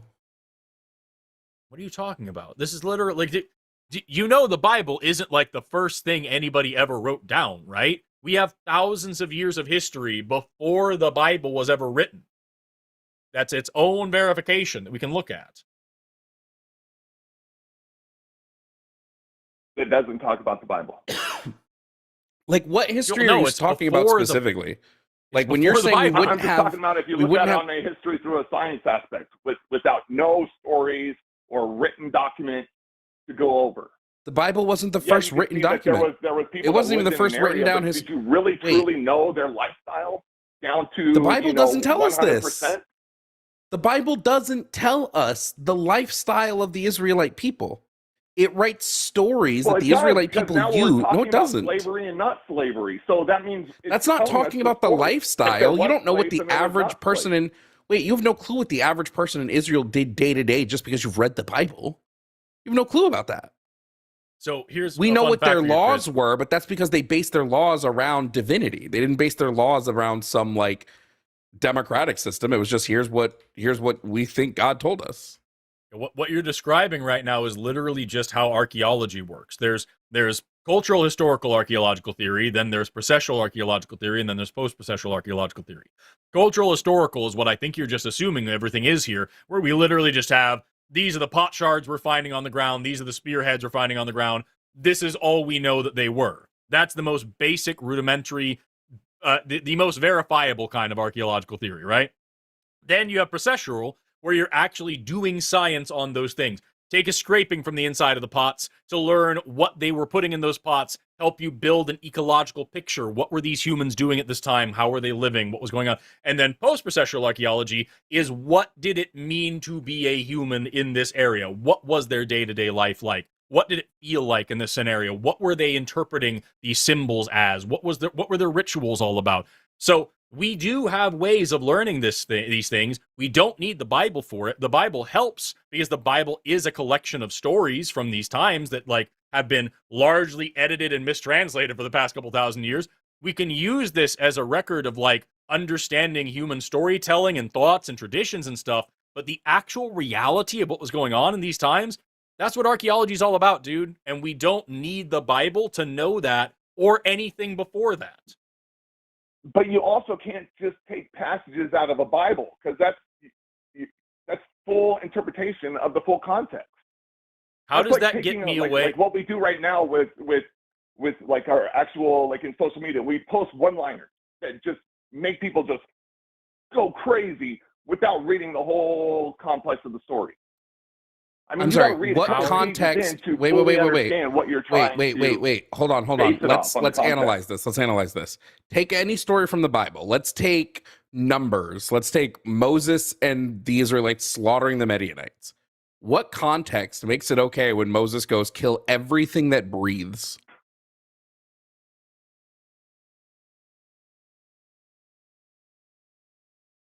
It's just that line, right?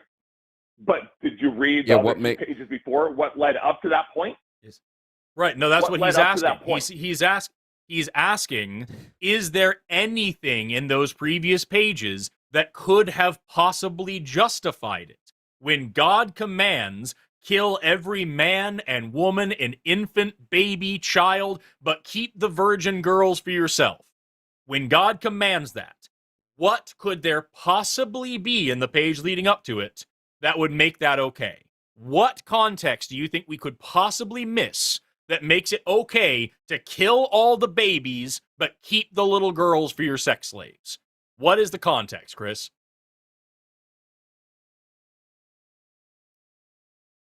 You got to go into the full story with it. I don't Chris, know. We're asking you, what is the... Chris, is there any context in which slaughtering babies is okay? For me, there would be no context. For me, there would be no context. But at the same point is, if you have a group of people that are very radical and they're bringing up everyone underneath them to be very radical and there's no point in turning them, and it's okay to kill babies. I mean, if someone's at a lost cause, what are you supposed to do if all they're going to do is go around keep killing certain types of people? So, Chris, how are babies a lost cause? So if someone's super babies radical, are a lost cause, bro. No, that's so. Chris, just to be clear, your stance here is, if a civilization is super radical, then it's okay to kill their babies and suckling infants, but keep their virgin girls for your own sex slaves to do whatever you want. That's now okay. That's not okay in my mind. But that's what you just said. On the younger generation is what I said. I said nothing about the girls. But that's what the Bible says, and that's what we asked you. You kept saying you need to read the full context. So the question is, here's in the Bible, God says, kill every man and woman and child and infant and suckling babe. And he says, cut open the women who are pregnant and make sure their fetuses are dead inside of them. And he says, keep the virgin girls for yourself. They're going to become your brides. They are spoils of war. What we are asking you, Chris, is, you who says we need the context, what possible context could there be that would make that a good commandment from God? There is no reason for a good commandment of that. I'm not going to argue exactly because I'm against exactly. violence. And so but at the same time, exactly. there is And so also times that when you have war that happens. in the Bible, and so Chris, when you have that in the Bible, Forrest, wait, because I want to just make sure he's understood about this. This isn't just war happened. Originally, the Israelite soldiers spared all of the children boys. They bring all of the children boys and all of the children girls back to Israel. And Moses says, kill all of those boys. They actually spared all of the children and all of the women. And he said, nope, kill all of those boys and kill any woman that has lied with a man. Mm-hmm. So that's not a sometimes there's war casualties. These were not casualties until Moses said, kill them. There's also the story of fucking Saul and David, where God anoints Saul as king, gives him the same commandment, go kill every single man, woman, and baby in that. He specifically says infants and suckling infants. He specifically says infants, babies, suckling. He makes very clear. And all of their donkeys and cattle and camels, every living thing in this field. And King Saul keeps some of the cattle as spoils of war. And so God is so angry with him that he strips him of his kingship, torments him with demons and drives him insane, and puts David in as king and has David go commit genocide the right way. This is never a mistake. God is very clear. Kill the babies. Kill every single person I tell you to kill. And we're still talking about slavery, and we're still talking about sex slavery, and we're still talking about rape, and this is just the genocide. This is what we're talking about, Chris. You can find a good passage in the Bible. I like the passage where it says, if you have a farm, you shouldn't harvest all your crops. You should leave some of them for people passing by who are hungry. I think that's a charming idea. A Bible should just be all good. That's what a Bible should be. If it's from an all good God, yes. If your God is all good, I would heavily question to not be true. If your God is all good, then he should only do good things. If your God is all good, then there should be no evil from him. But God says in the Bible, he makes evil. Evil is his creation. He takes pride in it.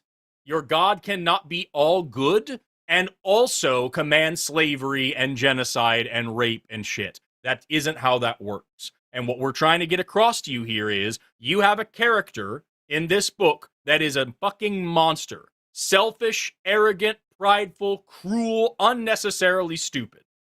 And he is the main character in a book. There's other Bibles out there that are even worse than this Bible. Nobody said there aren't. But apparently that's Nobody okay. said that those are that right now. No, it's not. Right now, those are considered okay. Wait. Hold on. Chris. If I sat here and told you, hey, breast cancer is really bad, does that mean I think all other cancers are good? Then we need to make sure we're specific and not just talk about the Holy Bible. No, we don't. That's Chris, do you celebrate Bible. Chris, Chris, have you ever have you ever rocked a pink ribbon for breast cancer? Yeah. How come you didn't rock a rainbow ribbon for all? How come you don't wear? How come you're not making sure you're talking about all cancers, Chris? Why do you like prostate Why do you like all other cancers? And why is all other cancers good? This is how this argument sounds. No cancer is good. But you don't say religion is good. You don't say all cancers. You're just saying breast cancer. You are labeling. Right. You are labeling the Holy Bible. Okay. Right, Chris. Because the Bible. That's what you're labeling. Because the majority of this country. Chris, this feels like you didn't. Okay. This feels like you didn't listen to us at the start of this conversation. First of all, the Bible. Wait, hold on, Forrest. I did listen. Wait, because I want to just point out, Chris. I just want to point out something to you, Chris. The argument should be Chris. I want to point something out to you, Chris. The Bible is in the Jewish holy text, and the Old Testament and New Testament is in the Islamic holy text. So that same God of that. Like, if we're talking about the three main religions, it would be the same God. He would be evil across all three. Right. We're criticizing all religions, Chris. And the fact of the matter is, the majority of the people in this country believe in the Bible and they worship the God of the Bible. And it just so happens that Christianity, specifically Christian nationalists, are hurting our country right now and putting us and our families and our loved ones in danger. So yeah, we're talking about the Bible. If I was doing this show living in Saudi Arabia, I would probably be criticizing the Quran more. But I happen to live in the United States where the Bible is a serious problem. So that is what we were criticizing. If you end something, but here's the thing is, how is the Christian Bible harming us today when we got where we are based off of conservative and Christian values? When you go look at any other country did not. that other religions, have gone into, they have not, none of them have excelled like America. What? That's None just, of them. no, that what? is, that's is fundamentally just untrue. Chris, it's fundamentally that is just, untrue. That is just your American exceptionalism and ethnocentric bias being confused with evidence. That's not true. First of all, Christian nationalism, the people who believed in the Bible, as we said earlier, they were also the ones who did slavery and the ones who committed genocide against the Native Americans. That's how we got to where we are in terms of that. We built this country off the enslavement of one people and the genocide of another people, all done by Christians. Tell me one country that was once Christian that has now converted to some other religion that has actually gone forward and not backward. Please tell me one. Does it matter? What? Yeah, it does. Talk about countries that have reached. If you want to talk about countries that have reached where we are, if you want to hold on, if you want to talk about stop, Chris, Japan is not a Christian nation. They're on par with us they're outpacing us in a lot of areas, but like economically, they're on par with us. China is on par with us. China's not a Christian nation. India is emerging as a relevant new super. They never started out as a Christian nation either. They never started out. I said one that used to be a Christian that was gone. But that's the point we're making. That's the point we're making. You don't need Christianity to move forward. You don't need Christianity to move forward. That's why I asked you. Japan has never been a Christian-based country. Exactly. You don't need Chris. So you don't need Christianity to reach a level of success as a country. You don't need it. That's why I asked you, does it matter? Because there are examples of people who have gotten significantly worse off when Christianity was introduced to them. That doesn't mean they were ever Christian to begin with, and that doesn't mean they were Christian and then they stopped being Christian. None of that. Just, this is a non-point. This is just the next whataboutism. The fact of the matter is, Christian belief has led to a tremendous amount of harm. It hurts a lot of people in the past and today. And that's what we're arguing against. Other religions are also harmful. We don't like any gods on this channel. But that's not what we're talking about right now. We're talking about Christianity because it's an existential threat to the United States where we live.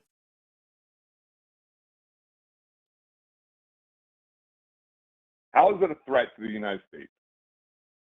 Because we have people right now in office who, because of their Christian belief, want more wars, want the Middle East to be in more conflict because it will bring about the end times. It will bring about Jesus Christ. So you think that if we're not Christian, if let's say America we all just said we're done with being Christians, we're no longer going to be Christians, we're just going to be, just atheists. That's what we're going to be. Okay? We're going to believe in science 100%. Do you that's how we run our country. But yeah. Let's just say it happened. Okay. Mm-hmm. I mean, this is the argument that we're trying to prove to make a change, right? This is what you're trying to change. Sure. Is so then people aren't become Christians, and then people leave their Christian values and they become atheists or whatever. They just don't believe in the Christian Bible. Correct? That's this argument is what we're trying to prove. So if that happens, do you think that there's other religions out there that aren't going to still come after America? And because we no longer have Christian I don't think there are any religions. Wait, Chris, there are no religions coming after America. I literally just said to you, Chris, that we are against all religions and all gods. I'm not a fan of Islam. I'm not a fan of Hinduism. I'm not a fan of any of these religions. I think that they all have problems. Christianity is the major dominant religion in America, the major dominant religion of the American government. And even though it is not our official religion, and this has never been a Christian nation, it is currently hurting people. It is Christian nationalism that is leading the charge on homophobia, on transphobia, on sexism, on racism, on war, on so many things that are destroying this country. Yes, other religions are bad. I'll say it again and again until you get it. But if everyone in America threw away their Christianity, America would be a safer, better, happier place. Do you honestly believe that? I just said it on purpose. Do you believe the thing you just said? Yes. I don't believe that it would be a safer place because but you can't ground that belief in anything. I mean, you go look at half of these people out there without any type of faith or anything to believe in. Who? They lose their mind. Who? I don't believe in your God, and I have no. I'm sorry. Not even have. I'm sorry. Who, Chris? Who right now can't even have a conversation like we're having Chris, right now. Who? Chris, who? Who are these people? Just general people out in the street. Just general people. Just general people. You're saying, Chris, you're making so many vagaries. What was the last? Chris, what was the last major bout of violence that took place in the U.S. that was done by an atheist?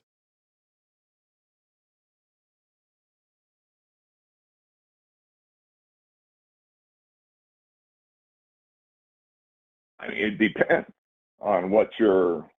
I mean, depends on what. I don't know how to answer that question because I don't know that question. I don't know the answer to that question. Let me ask you a question. Were the people that dropped Chris, were the people that dropped the bombs on Hiroshima and killed millions of people, were they atheists or Christian? Christian. Okay, were the people that bombed the absolute hell out of Vietnam and killed thousands of innocent people, were they Christian or were they atheist? Christian. Okay. What about the people that indiscriminately bombed North Korea, killing 2 to 3 million? It was America. I mean, doesn't mean that they're Christian. You said America. So now America is not a Christian nation because it was a Christian nation when you were praising it, but now it's not a Christian nation when you're. It is primarily a Christian nation. It is. Okay, so was the nation? I'll change the way I'm saying it. I'll change the way I'm saying it. I'll change the way I'm saying it. And everyone there. I'll change the way I'm saying it. I'll change the way I'm saying it. I'll change the way I'm saying it. Hold on, Chris. Chris, was the nation that killed 2 to 3 million civilians in North Korea, dropping 635,000 tons of explosives on civilians, was that a nation of Christians? Was that a Christian nation? But was this a religious war, or was this a political war? Let's. Sure. Okay. Can you show me? Can you show me any nation? One more question for us. One more question. And then there's an actual religious war. Chris, can you show me one? Can you show me one? Chris, can you show me one atheist nation that's ever done this? I don't believe there is an atheist nation. Oh well, there we go. There are plenty, but like. The thing here, Chris, what we're trying to get to. What nation is atheist? China, Scandinavian countries, Japan is largely atheist. There's a few. I believe Israel is actually predominantly secular, but that's definitely not. No, their country is atheist. Their country, there's no religious. Their state has no religion. Is my fucking video chugging? Yeah, it's just way behind. You seem fine on me. It just caught up for me. The whole thing here, Chris, that we're trying to get across to you. They have their own religions, though. Albania claims that they're atheist. Albania said we're the very first ever atheist country. And here's the thing, dude. You can find any country ever that is going to do bad things. You can find any person ever that's going to do bad things. There are bad atheists out there. The thing that we're trying to get across to you here is that there is no good thing that a Christian can do that an atheist could not also do. But there are a shitload of hideous, evil things that somebody would do in the name of Christianity that you would never get an atheist in the name of atheism doing. the genocide of the Native Americans, the government was putting out propaganda with Christian messaging. The whole concept of manifest destiny was Christian propaganda saying that this land was promised to us and these wicked savages all need to die to get out of the way for this new Christian nation. There are plenty of examples of America being outwardly Christian while doing heinous, evil, awful, atrocious things, and they're not the only example of that, and they're not the only religion that does that thing.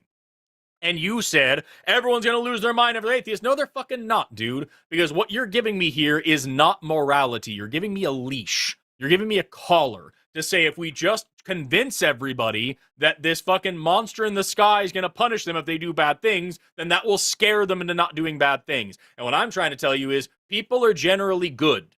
And if you educate them and give them good opportunities and make sure they're not in poverty, they're gonna do good things, and they're not gonna hurt each other.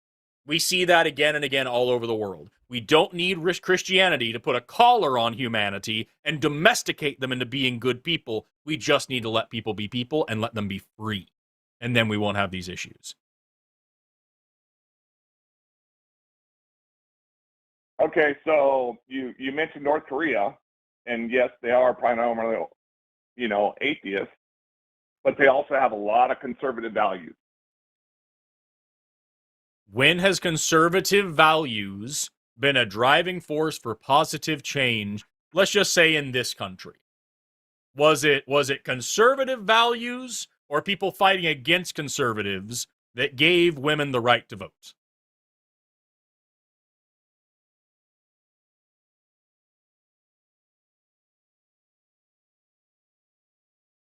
It would have been conservative. You think the conservatives are the ones that let women vote in this country? Those conservative suffragettes. We were the ones that were running the country at that time. Which means you were the ones keeping them from voting, and you finally had to relent and change because non-conservatives pushed you in the right direction. What about gay marriage? When same-sex marriage was legalized, was that a conservative initiative or not? Well, Chris, are you okay with same-sex marriage being legalized? It doesn't. Here's the thing: is like same-sex marriage doesn't bother me. Like trans doesn't bother me. But the one thing that does bother me is the fact that I have to worry about it being pushed on my kids. I have the right. It's not being pushed on your. It's not being pushed on your kids, but that's also not what I asked you. You're right. In kindergarten, they're like, all you kids need to get gay married tomorrow. Yeah, it's very obviously not being pushed on anyone's children. But the question I asked you is, when same-sex marriage was legalized, was that a conservative thing or not? What state are you guys in? State of depression. I had to move to Kansas 6 years ago because this is what was happening in my home state, which is Washington State. There's no way. Right. I live in Oklahoma. And yes, I would love, Chris, I would love to talk to you about why this is not the oppression you're pretending it is. But the question that I asked you is gay marriage being legalized a conservative idea or not? I would say it's a not. Right. And what about ending segregation? Was it the conservatives that ended segregation? Or was it non-conservatives ending segregation? It was the non-conservatives, but you got to realize there's still a lot of Christians that were voting for the same thing. Do you think, and right now, is it the conservatives or non-conservatives who are trying to get rid of Confederate statues and teach that the Civil War was against bad people and try to get away from the Daughters of Confederacy teaching about the War of Northern Aggression as opposed to the Civil War? Is that the conservatives who are trying to get rid of the Confederacy or the non-conservatives? We don't need to get rid of it. It's the non-conservatives trying to get rid of it. Right. And was it the conservatives or the non-conservatives? Because we need to was it the conservatives? Yeah, and that's why there's statues of Hitler all over Germany, right? Was it the conservatives or the non-conservatives, Chris, that gave us the 40-hour work week and federal minimum wage? Was that a conservative thing or a non-conservative thing? It gave us the what? The federal minimum wage and the 40-hour work week and mandatory breaks and mandatory vacations and all these things. Was that a conservative progress or was that non-conservative progress? That's going to be a conservative, but why would it, They're just none of that was regulations that we have. conservatives. So here's Chris, the thing. What good thing have conservatives given us? That's what I'm trying to get to. Like, what can you name us something that benefits the majority of Americans that was given to us by a predominantly conservative leadership?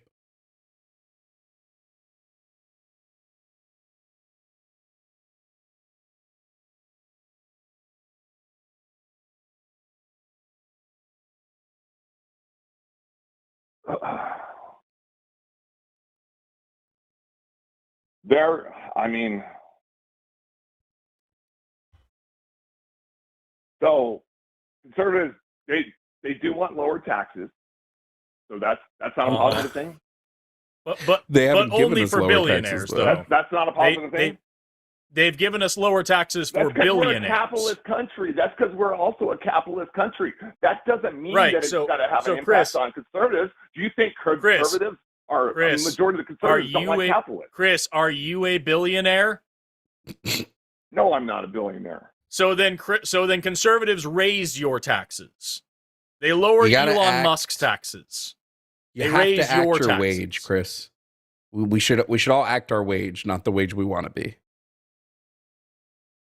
No, I agree with that. Okay, because the taxes that I spend is ridiculous. Right, and that's conservatives that gave you that tax rate. Not non-conservative. I'm not trying to use conservatives. I mean, because conservatives. Because the non-conservatives are the ones that want to take care of people that choose to not want to work. Chris, we want to take care of everybody. Just to be clear, I'm a socialist. I do want to take care of everybody. But guess where that money comes from?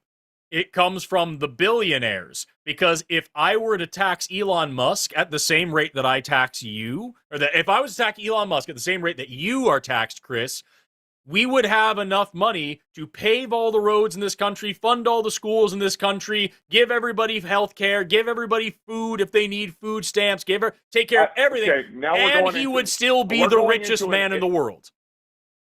Just so you two are aware, we're going into a whole area where I am 100% on your side. Okay, you're a socialist on your side. Like I could say I'm very minor on some of the liberal values, but on a lot of them I'm not. I do have conservative, and then I do have some minor liberal. But Chris, can I ask you a question? Can I ask you a clarification here, Chris? Yes, I agree. Chris, clarification here. Yeah. Who did you vote for in the last election? I only voted for the only best option, which was for Trump. So, Chris, you actively voted against. Do you honestly think Chris, hold on, Chris, hold on, stop. You, Chris, you actively voted. Chris, about a policy. Chris, Kamala talked about multiple policies. You talked. No, she did not. You voted. Yes, she did. You voted completely against your religion. You recognize this. You did a vote against what Jesus specifically tells you to do. You did that. Okay, just so we're clear, I'm not religious. I just want to understand why we're talking about why the Bible is evil. You called in as a theist. You said you believe in God. Shocking. So are you telling me we've been talking? This has been a lie this whole time. I grew up as a kid with religion. Is that what I'm hearing? You lied to us. I'm not an atheist. I mean, I believe in there's a higher power out there. Now, which one is the right one? I don't know. There's no way we're here. No, this is so fucking stupid. Chris, you are actively voting against everything that would actually make your life better because you didn't listen to anything that Kamala Harris actually said, and you're upset about trans people because you think people are pushing it onto your kids. She was the vice president. Why didn't they do it the first 4 years then? What are you talking? No, tell me, Chris, what powers does the vice president have to affect major sweeping change in this country? A lot when she's put in charge of certain things. Like what? Such as? The borders are.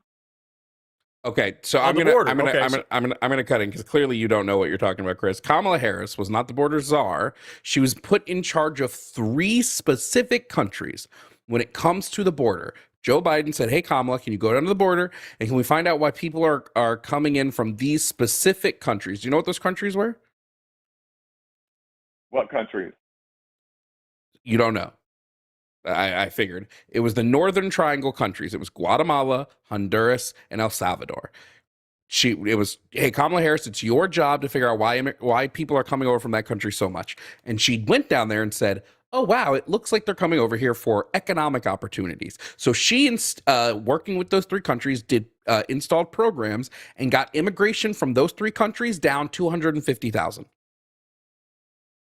Not by booting anybody out, not by deportation, but by doing programs to help those countries economically. So when you sit here and go, Kamala Harris doesn't do policy, and you sit, stop. No, I've got an answer to that too. You didn't listen to what I just said, Chris. I've got an answer to what you just said. Quite literally didn't listen to what I just said. You clearly didn't. She was put in charge of 3 countries. 3. And of those 3 countries, she lowered immigration by 250,000.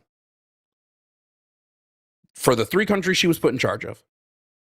Not by deporting people, not by throwing people into cages, not by weaponizing ICE, but through policy measures and legislation. But you're going to tell me Trump is better on policy. Interesting.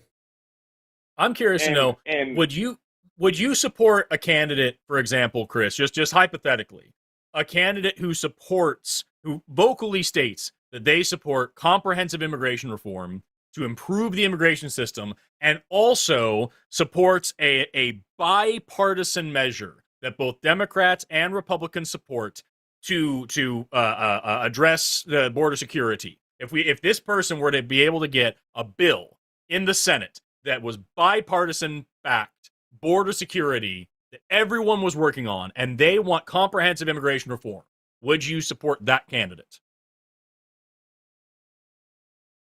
I'm okay with people coming across the border if they do it legally. Not what I asked you. They do it legally. Not what I asked you. I asked you, would you support a candidate who supports comprehensive immigration reform to make sure that immigrants can come here legally, and has a border security bill that is backed by both major political parties to help secure the border and stop undocumented immigration? Are you in support of that candidate? Yeah. I would support that. Congratulations. That was Kamala Harris. She had that. She said that out loud. There was a bipartisan bill in the Senate. Trump shot it down when he got into office. Kamala Harris supported it and supported comprehensive immigration reform. Here's the thing is, I watched them say they're going to do something 100 times, and that's the one thing that I didn't know about Trump, is everything he said he was going to do, I knew he was going to do it. Some of the shit I don't really? Hey, where's the wall? Chris, where's the wall Mexico paid for? But at least I know what he's going to do.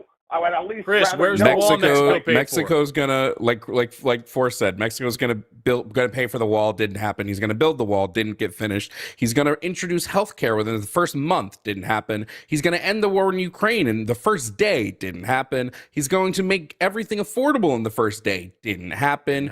He's not gonna go to war with any other countries. Didn't happen. He's gonna release the Epstein files. Didn't fucking happen. Everything he said he was the only thing he did that he said he was going to do was pass tax legislation. And even then, that tax legislation increases our deficit because it severely lowers our revenue while increasing our spending. Everything he said he was going to do, he did not do. I guess the one other promise that he did keep is he does have ICE fascists marching through the streets, zip-tying children, throwing people into cages based on their skin color. So he did the racist Nazi stuff he said he was going to do. Because if you remember, he said on stage that immigrants are animals that are poisoning the blood of our country, that there's something genetically wrong with them that causes them to commit more crimes, and that America needs to fight against this incoming tide of dirty blood immigrants. That's Nazi shit, Chris, and that's what you voted for. Anyway, it's been 52 fucking minutes, so we're going to move on to our next call. But, Chris, I hope this helps you understand what we said at the beginning, why the Bible is so dangerous and why we don't believe in it, because Christian nationalism is what got Trump elected. Christian nationalism, and I guess people like you who just don't listen to what people say on the campaign trail, but like largely Christian nationalism is what got him elected, and that put our country in danger. Okay, thanks, guys. What a call. Oh, we've got 4 calls left on the line right now. Lines are closed. We talked to Chris longer than we normally would talk to somebody, but it was interesting. You start the next one. I'm going to go Tinkle, and then I will return. All right. Name it after me. Let's, in the meantime, talk to... I want to talk to Jeremy. Jeremy, who disagrees that the Bible is awful and wants to explain why. Jeremy, you're on the line with Forrest and only Forrest. How are you doing today? Hey, Forrest, how's it going?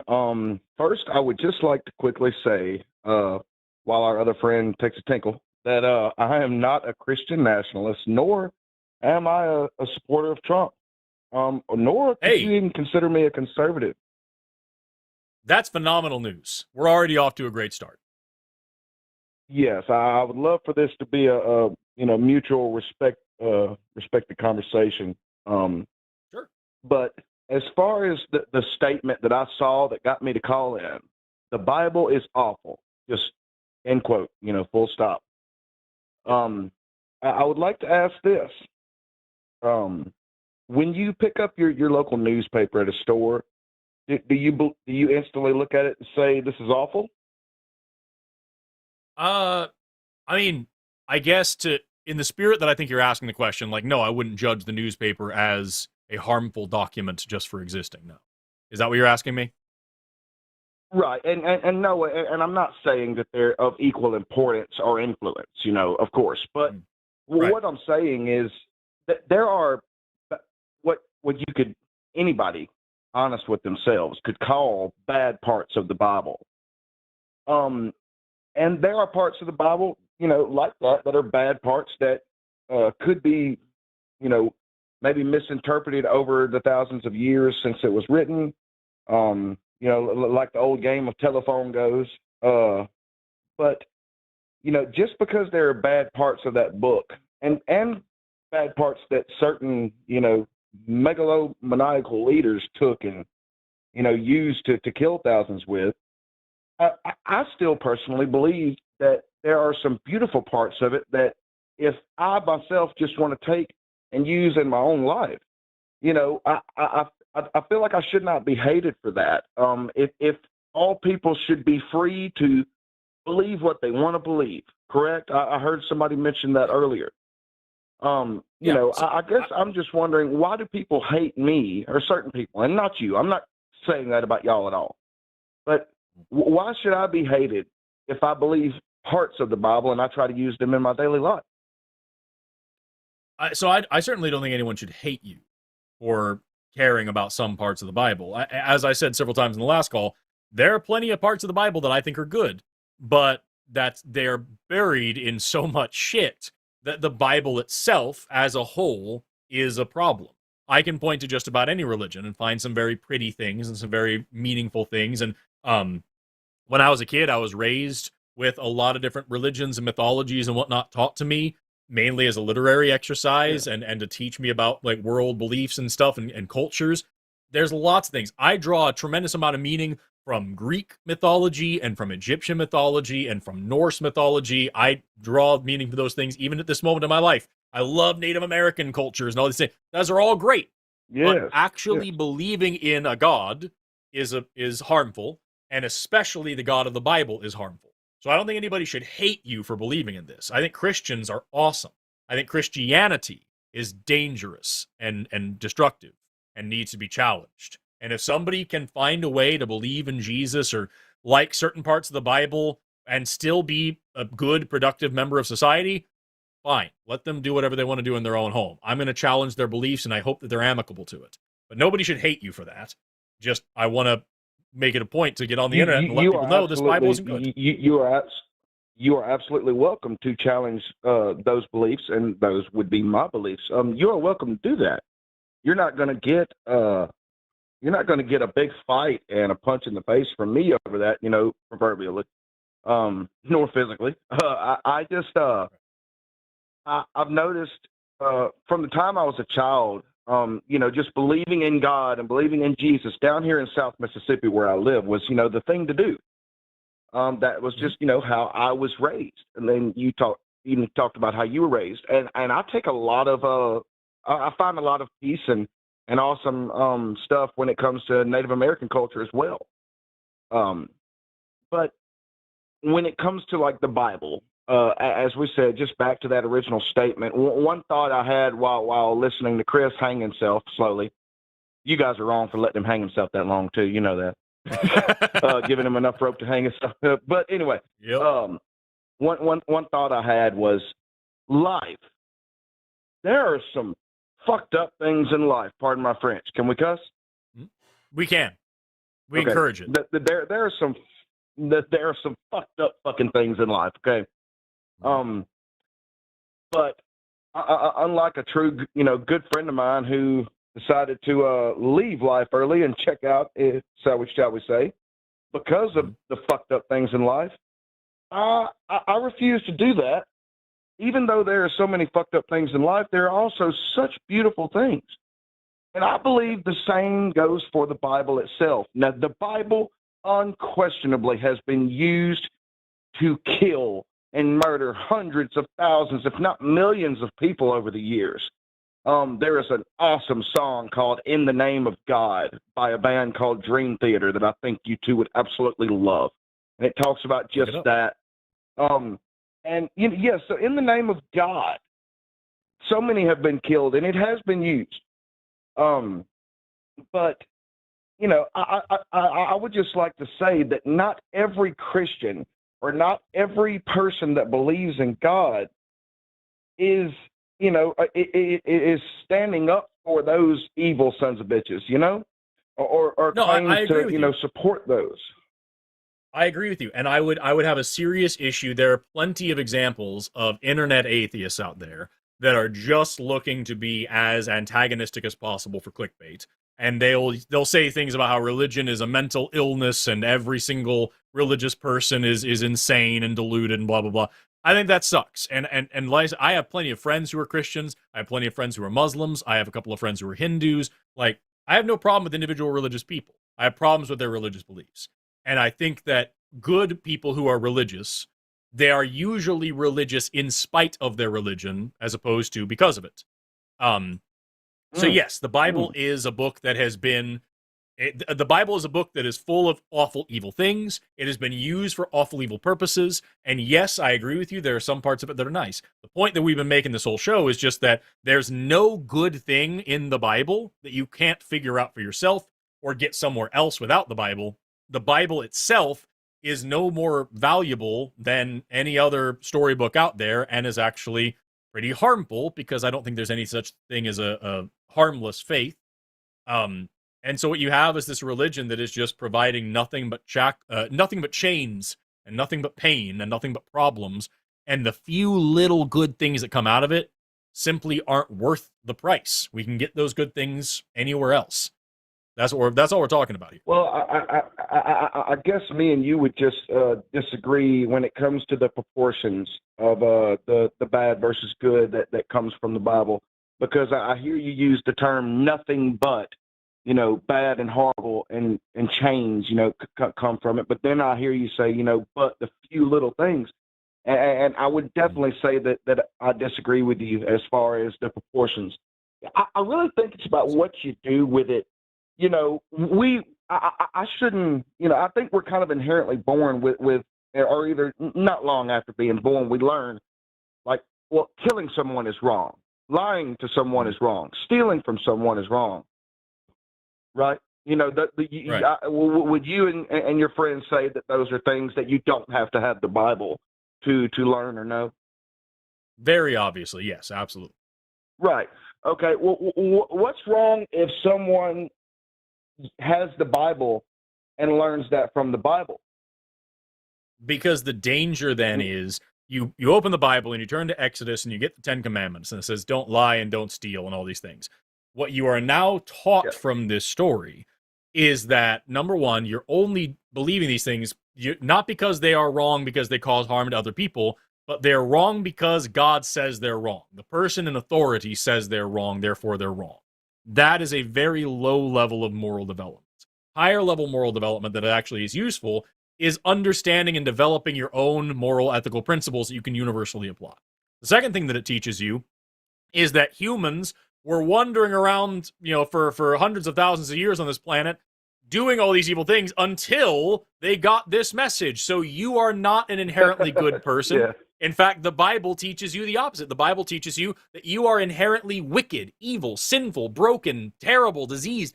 The best thing that could possibly happen, the most moral thing in the universe, is that you get tortured for all eternity because you're just so evil. And only by this grace do you deserve to be treated like a human being. And there you need this commandment that came out of this fucking mountain. And then the third thing that it teaches you is this sick mockery of love. That you're not doing these things because they're good. You're doing these things because you're being told by authority to do it.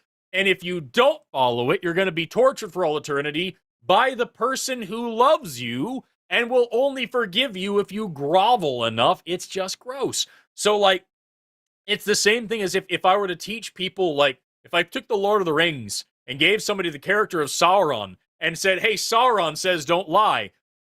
Where you get the message matters, man. And so, yeah, don't lie and don't steal and don't kill. Those are great lessons that anybody can learn any way you like. You can learn them from all cultural traditions. You can learn them without religion. You can figure them out for yourself, as you said. When you put it in the Bible, you're now adding all this extra baggage, and you have somebody who genuinely thinks that they could not be a good person on their own. It is only because they have the carrot and the stick dangled in front of them that they're able to force themselves to do these things. And at the end of the day, it destroys their image, both of themselves and other people and society as a whole. Okay, well, I would like to say, first of all, just thank you for letting me speak. And it feels really cool to be able to have a mutual, I don't even want to call this a debate, a conversation. Thank you for speaking. It's been a really good call so far. Yes. At the end of the day, you and anyone else in America and on Earth are completely entitled to believe what they want to believe. But I guess it's what you do with what you believe that makes it a problem or not, and if it hurts someone else, right? Whether that's atheism and using that belief to or lack of belief, however you want to view it, to hurt someone, or if it's Christianity and using that belief to hurt someone or to help someone. It's what you do with it. And real quick, and honestly, I'm going to give time to some other callers to be able to call, and speak. I don't want to take up too much of y'all's time. I'm not here to really debate you, but I would like to say, I heard you mention the vice president and how much power a vice president has earlier with Chris. Mm-hmm. And I had a thought. I got to say this. It depends on which vice president we're talking about, because you look at someone like Kamala Harris and the limited power she was given, I would say. Then you look at someone like or Joe Biden with Obama, but then you got somebody like Dick Cheney. It depends on which vice president. Yep. Now, I know that's random and that has nothing to do really with what our conversation has become. No, but you're right though, and it really does. It's just that I hate it's when you're right, but when people like that guy call in this just as lazy, well, she could have done things. Okay, she did the things you want, and now you voted for a guy who does the things you don't want. It sucks so bad. Yeah, and we're talking about someone who takes the words from Donald Trump seriously. A literal pedophile. A literal lifelong fucking pedophile, evil son of a bitch. Exactly. So yeah, I'm surprised you kept him on that long. But look, all the love in the world to you guys. Remember, I truly believe it's not what it is. It's what you do with it. Much love to you guys. Thank you for taking my call. Thank you, Chris. Goodbye. Hey, Chris, this has been a genuinely good call. I largely agree with you. I think that the belief matters as well. And if that's where we disagree, that's totally fine. But genuinely, it's been a pleasure talking to you, man. Call us back sometime if you want to have like an angry screaming match or something. Take care, dude. Super nice guy. Super nice guy. I was listening. I wasn't here, but I was listening. We agree on that, there's lots of things in the Bible that are bad. And we agree that Trump's a pedophile, and it's like, fuck, man, doesn't get much better than that as far as people go. If that's what we disagree on, if our disagreement is, yeah, but I kind of just I like the Bible and it makes me feel comfortable and I want to use these things. Okay, fuck it, do what you want to do. That's great. I love that, and I feel bad that Chris thought that. I understand why he thought this. I feel bad that he was worried that there were people out there that would hate him just for liking some parts of the Bible. I don't think anybody should feel that way. So, good dude, Chris. Jeremy. Sorry, not Chris. Fuck me. Jeremy. I was talking to Chris for so goddamn long. His name's stuck in my mouth. But Jeremy was awesome, man. Very, very cool guy. Anyway, with that, I'm going to let you pick the next call because I picked that one. And then I am also going to go bust a Waz while you take this one. Heard. All right, let's bring up Cameron from California, who is a theist who disagrees with us that the Bible is awful. Cameron, how old are you here, bud? Hey, how's it going? I'm 26. All right, great. Now, Cameron, it appears that you disagree with us on the Bible being awful. Is that true? Yes, I think it's extremely important for our culture. It has been for a while. What are you basing that on? I guess it's the belief that I have that every culture is based off some kind of myth or religious beginning. I think you'd be hard-pressed to find any culture that sprouted into existence, or I should say any group of humans that sprouted into existence fully atheistic and enlightened in some sense that they can practice rational, scientific, empirical thinking. So I think every culture starts with some kind of myth. Well, you're making a lot of presuppositions here. Just because a culture is based on religious myth, does that mean it should? So I can, okay. Well, no, because you're saying a lot of stuff. Just because a country is based on mythos, does that mean that they should stay with that mythos forever? No. But why I think it's important is the first question. So why I think it's important is because it's our Judeo-Christian culture. And I've been listening to the live stream for a while now, and there's just points saying where, like, what's the point of even having the Bible? It's just, we should just get rid of it. It's not even important historically. So I guess my first point is it's important to look at because it's the roots from which we have grown, if anything, right? Wait, but that's okay. None of that is answering the question, though. Why would it still be important to follow? The question? Why is it still important? Why is it still important as a tool if we have the things the tool does outside of the tool? We have these things the tool does outside of the tool. I don't think it's useful as a tool. The metaphor I would use rather than anything like a tool is an organic metaphor. So if we're a leaf that has grown from this root, to hack it off is going to be detrimental. Whereas if anything, well, again, I would disagree that we were a leaf grown from the root. What I'm doing right now, but I'm a leaf saying it's worth warranting looking at. I would disagree, Cameron. But I'll let you go ahead first. I was going to say, so would it be fair then to say that the Bible, if I agree with you, which I don't, but let's just agree that the Bible is the beginning of our culture as Americans and it's foundational to the beginning of America and all these things. And now, way before America, let's say like the beginning of the West or something, because America doesn't give a very good frame. Whatever the West means, sure. So then, like, we'll say it's the beginning of all that culture. So now we've grown past it. And we have it to say this is a cautionary tale to say we don't ever want to believe shit like this anymore. And so for the same reason that we teach about, the history of the Confederacy and whatnot in schools and the history of monarchy in schools, we should also teach people used to believe in the fucking Bible too. And thank goodness we're past that. Can we agree on that?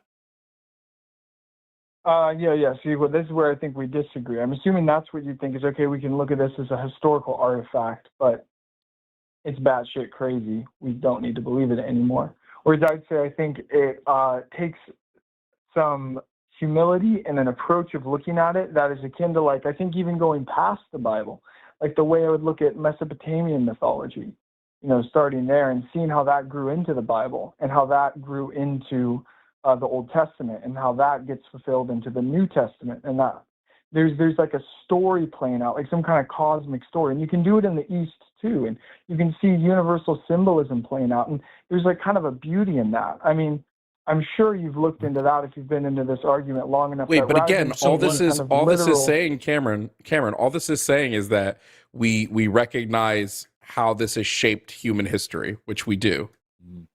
Right. You can do comparative religions.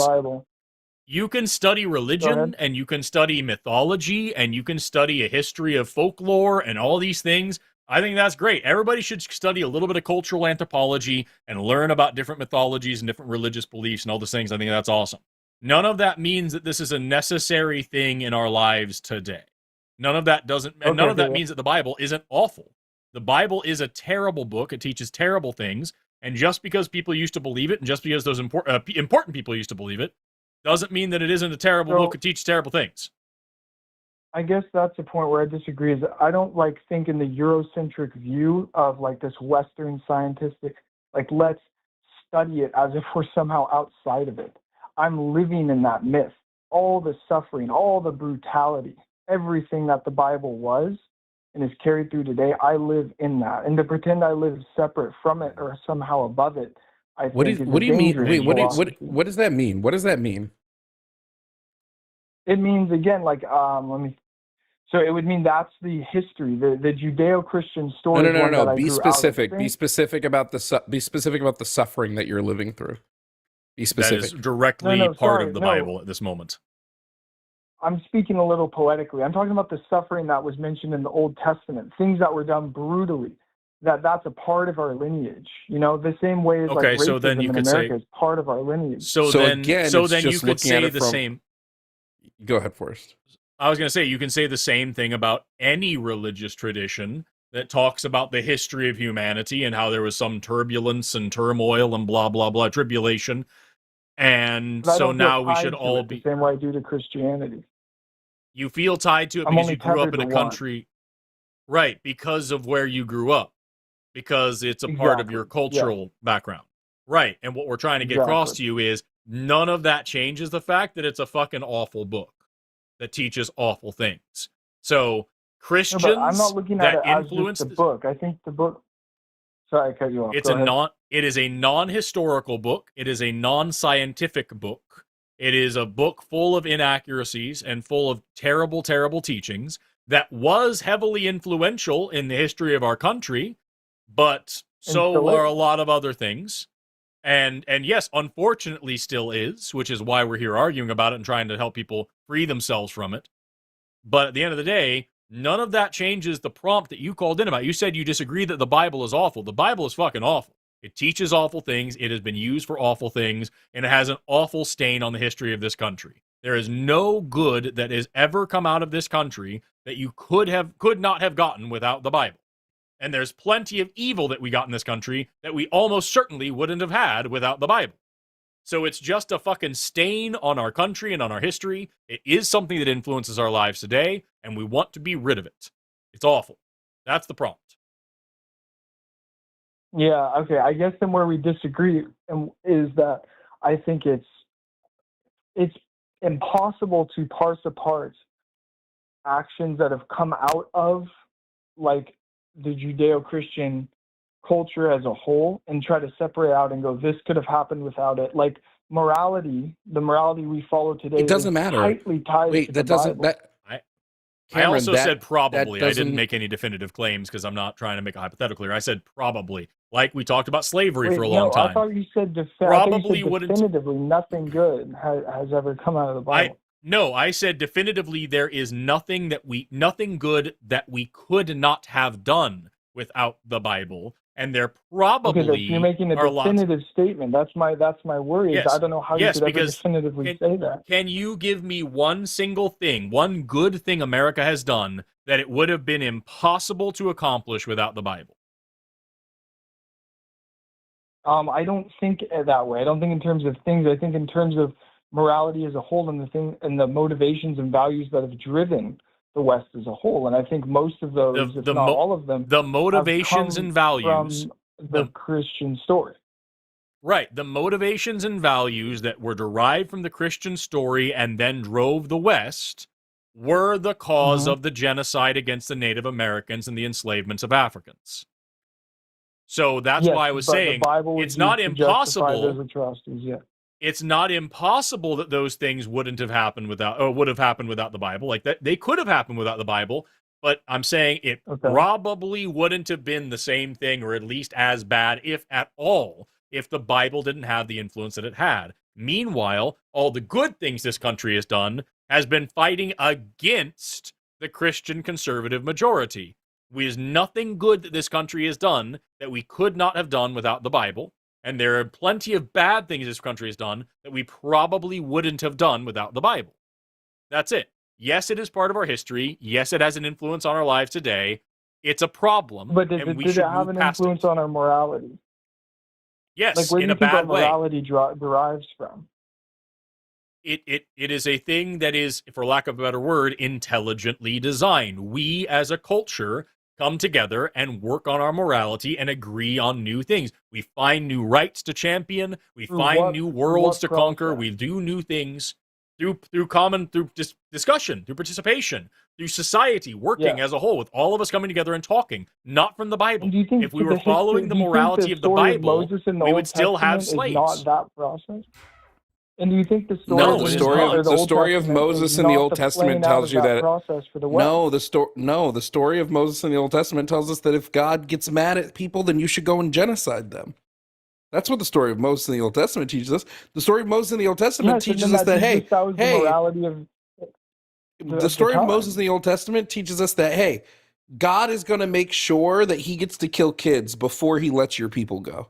He'll let him go. Okay, I think but he's going to kill kids first. I know. The story of Moses in the Old Testament.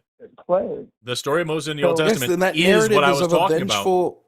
The larger narrative at play in the Bible, especially the Old Testament, is of a vengeful, vindictive God who is vain and wants to be worshipped, while at the same time punishing anyone that doesn't do exactly what He says. America loved being founded off of that. Because I brought up they do the same thing. No, you're right. And I brought up the genocide of the Native Americans. The story of Moses and shit was a part of that. The idea of going out and slaughtering the savages that don't believe in God, the idea of getting the promised land that God had prepared for us, that's all what Manifest Destiny is all about. So, that was influential in a bad way. As a Christian, I completely disagree with that doctrine.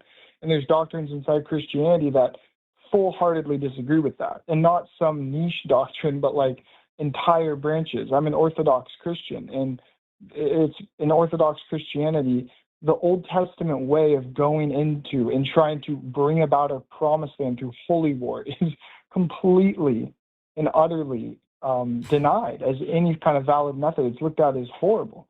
The New Testament sought to come in and fulfill that promise. Right, and bring about a new morality. So if you can see the morality at play throughout the Bible, right? And you should let our founding fathers know, but that's not what we're arguing. Of Moses and Exodus, and out of that coming eventually Christ, you see a playing out of a morality. Yes, go ahead. Cameron, I'm sorry to interrupt you, but I'm not here to listen to you preach, dude. We're not talking about which interpretation of the Bible is the better one. We're talking about whether or not the Bible has an undue and negative influence on American history and culture. So I'm happy to hear that you don't like genocide. That was what I wanted to. That's what you just said. That's the prompt you called in about and what you have been arguing this whole time. That's not my prompt. That's yours. You have been saying that the Bible is necessarily part of your tradition. I explicitly corrected you when you said America. I said I think we should look at the West larger, right? That doesn't change anything. That doesn't change anything. You're trying to track me into specific specific episodes and events in American history and trying to make me defend the larger genocide. West. Whereas I'm Cameron, the larger West isn't better. The Crusades weren't a good thing, and it was Christians who did them based on the Bible. So you today, in the year of our Dark Lord 2026, have a very modern and personalized view of the Bible and what it means, all these things. That's charming. But what you said is that the Bible isn't bad.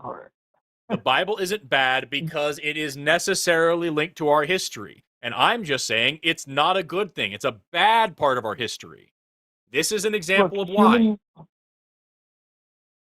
Human nature is brutal, and you're going to look at any civilization and see terrible happenings, and the justification for it will be founded in something. And in the West, it will be founded in my view, a misinterpretation of, that's not even the right way to put it. It's not following Christ. Crusades were not following Christ. A great example of this, if you read the Brothers Karamazov, there's a great chapter in there where it talks about the Christ coming back during the Inquisition. I know and the guess story. what they did? I Guess know the what story. the Crusaders did to Christ? Right in that they story. Crucified him again. They killed him. Right. Yes. Yeah. And I get it. I've been there. I've read the story. The question is... That's the Pharisaic story that you see play out. Of course, you see this. But to be a Christian, and I know many myself... All right, go ahead. No, Cameron, what's happening right now, Cameron? Sorry to interrupt you, Forrest. What's happening right now is you're going, well, I use Christianity good, so therefore it's always good and we should use it. When, like, I'm sorry, that's not how this works. That's not my argument. That's not. No, I'm saying no. Wait, I know that's not what you're claiming, but that's what your argument leads to. It's a poor argument. It doesn't lead to just a yes, it does. I'm arguing that that we're going to need religion regardless going forward, which would be a separate argument. But then the one we're growing out of, you can't ground that in anything, Cameron. Cameron, you can't ground that we are going to always need religion in anything. I can't ground it. We could argue that, but it'd be a separate argument. But we could go there. Yes, I think you can. Well, if that's your whole point, I don't know why you haven't been arguing that to begin with. Well, it's because this is a complex issue. We can't just start it in one place. It's really not. Another piece of it gets... Why do you believe humans will always need religion? What? Why do you believe humans will always need religion? I don't think we can derive value from fact. And I think we're going to need something to worship. What does that mean? Something to value. And I think that, to me, that is, or not even, I'm not going to say to me, I think that is a understanding just circular. of what religion is. You just gave me a circular answer.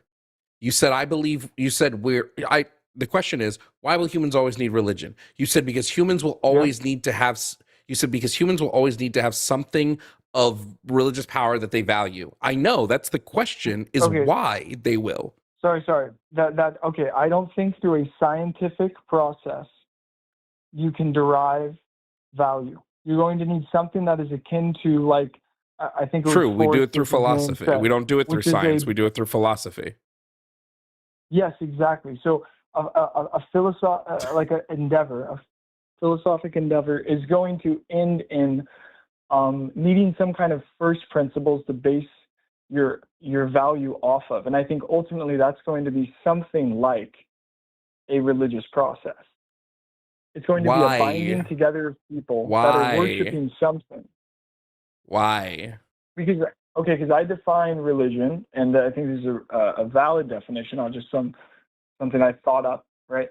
Would be people coming together in a group, binding together, and worshiping something. And by worship, I mean attending to it in a collective manner. And that attention to a certain value. Yes, if we just change the definition of religion, then I guess your argument works. Yeah, that's true. Okay, what's your definition of religion then? There is none. It would be... Just so you know, religion is one of those things. It's funny how this works. There isn't a clear-cut definition of religion.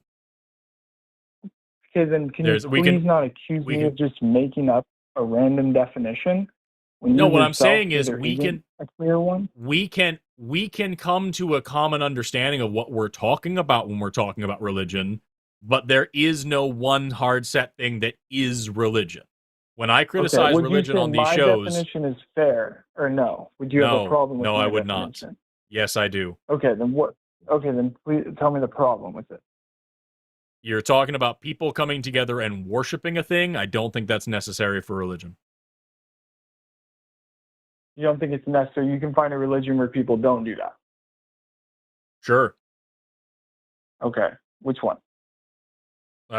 For example, a lot of animistic religions don't really have a worship aspect like that.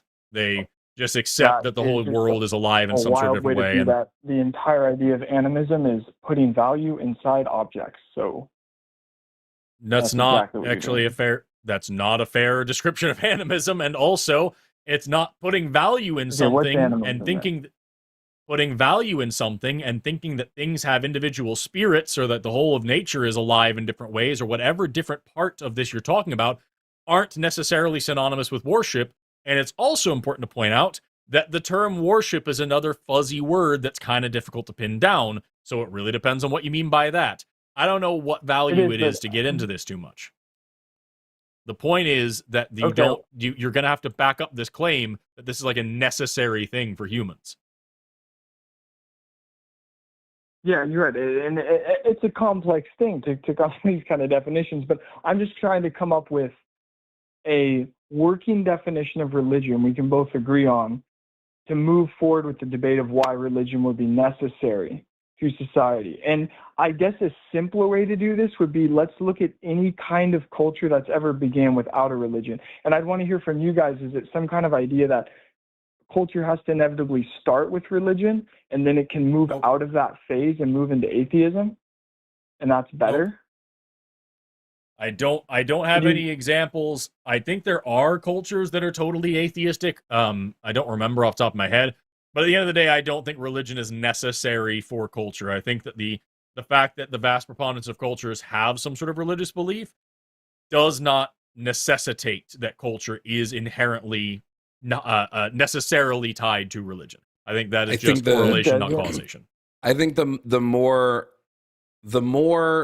ignorant a culture is, the more likely that culture is to engage in religious beliefs. Religious beliefs started as a way for people to understand the world because they didn't have an understanding of the science behind what actually happens. So, like, religions that... Oh, go ahead. I was going to say, people are also pointing out in the chat, a lot of people are pointing out Buddhism is a religion that is largely non-theistic as well. Mm. I mean, but like, originally people worshipped the sun as a god because they didn't know what it was. So we create religion as a way to explain the unexplainable. This doesn't, like, mean anything. Yes, and now we use science to do that.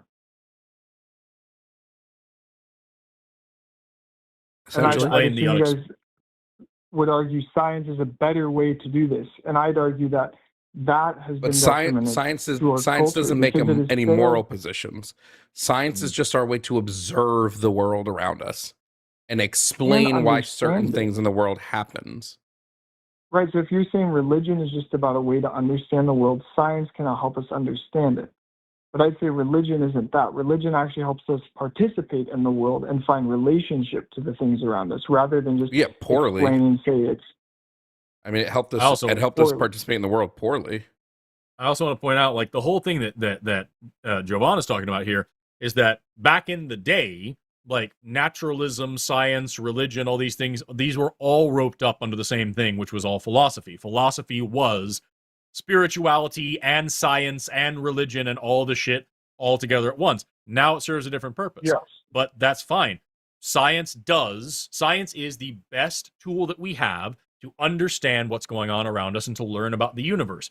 I personally think that you can derive a lot of ought from is when it comes to scientific thinking. You can derive moral understanding and you can derive ethical life lessons from that, but that's just my philosophical way of looking at it.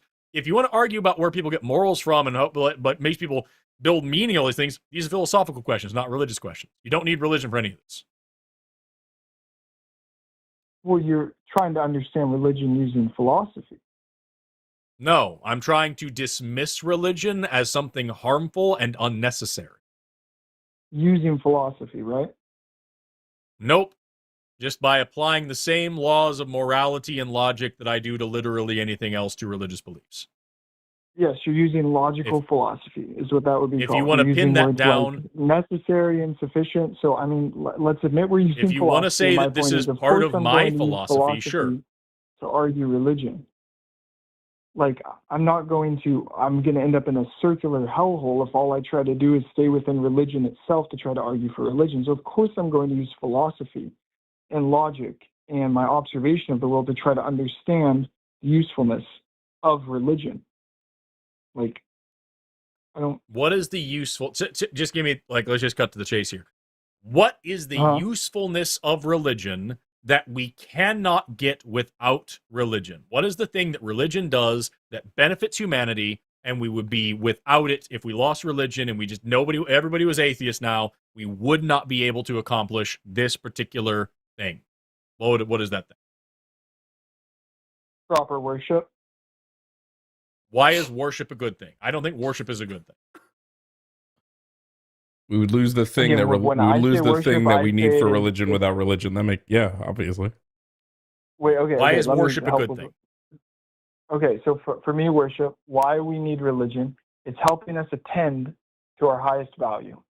Not our, in some subjective sense, but as a collective sense, hence why we need religion, something we're aiming at collectively. And a big problem our culture has right now, not in small part because of the religious and secular war that is playing out, is we don't know what we're attending to as a group. We don't know where we're headed.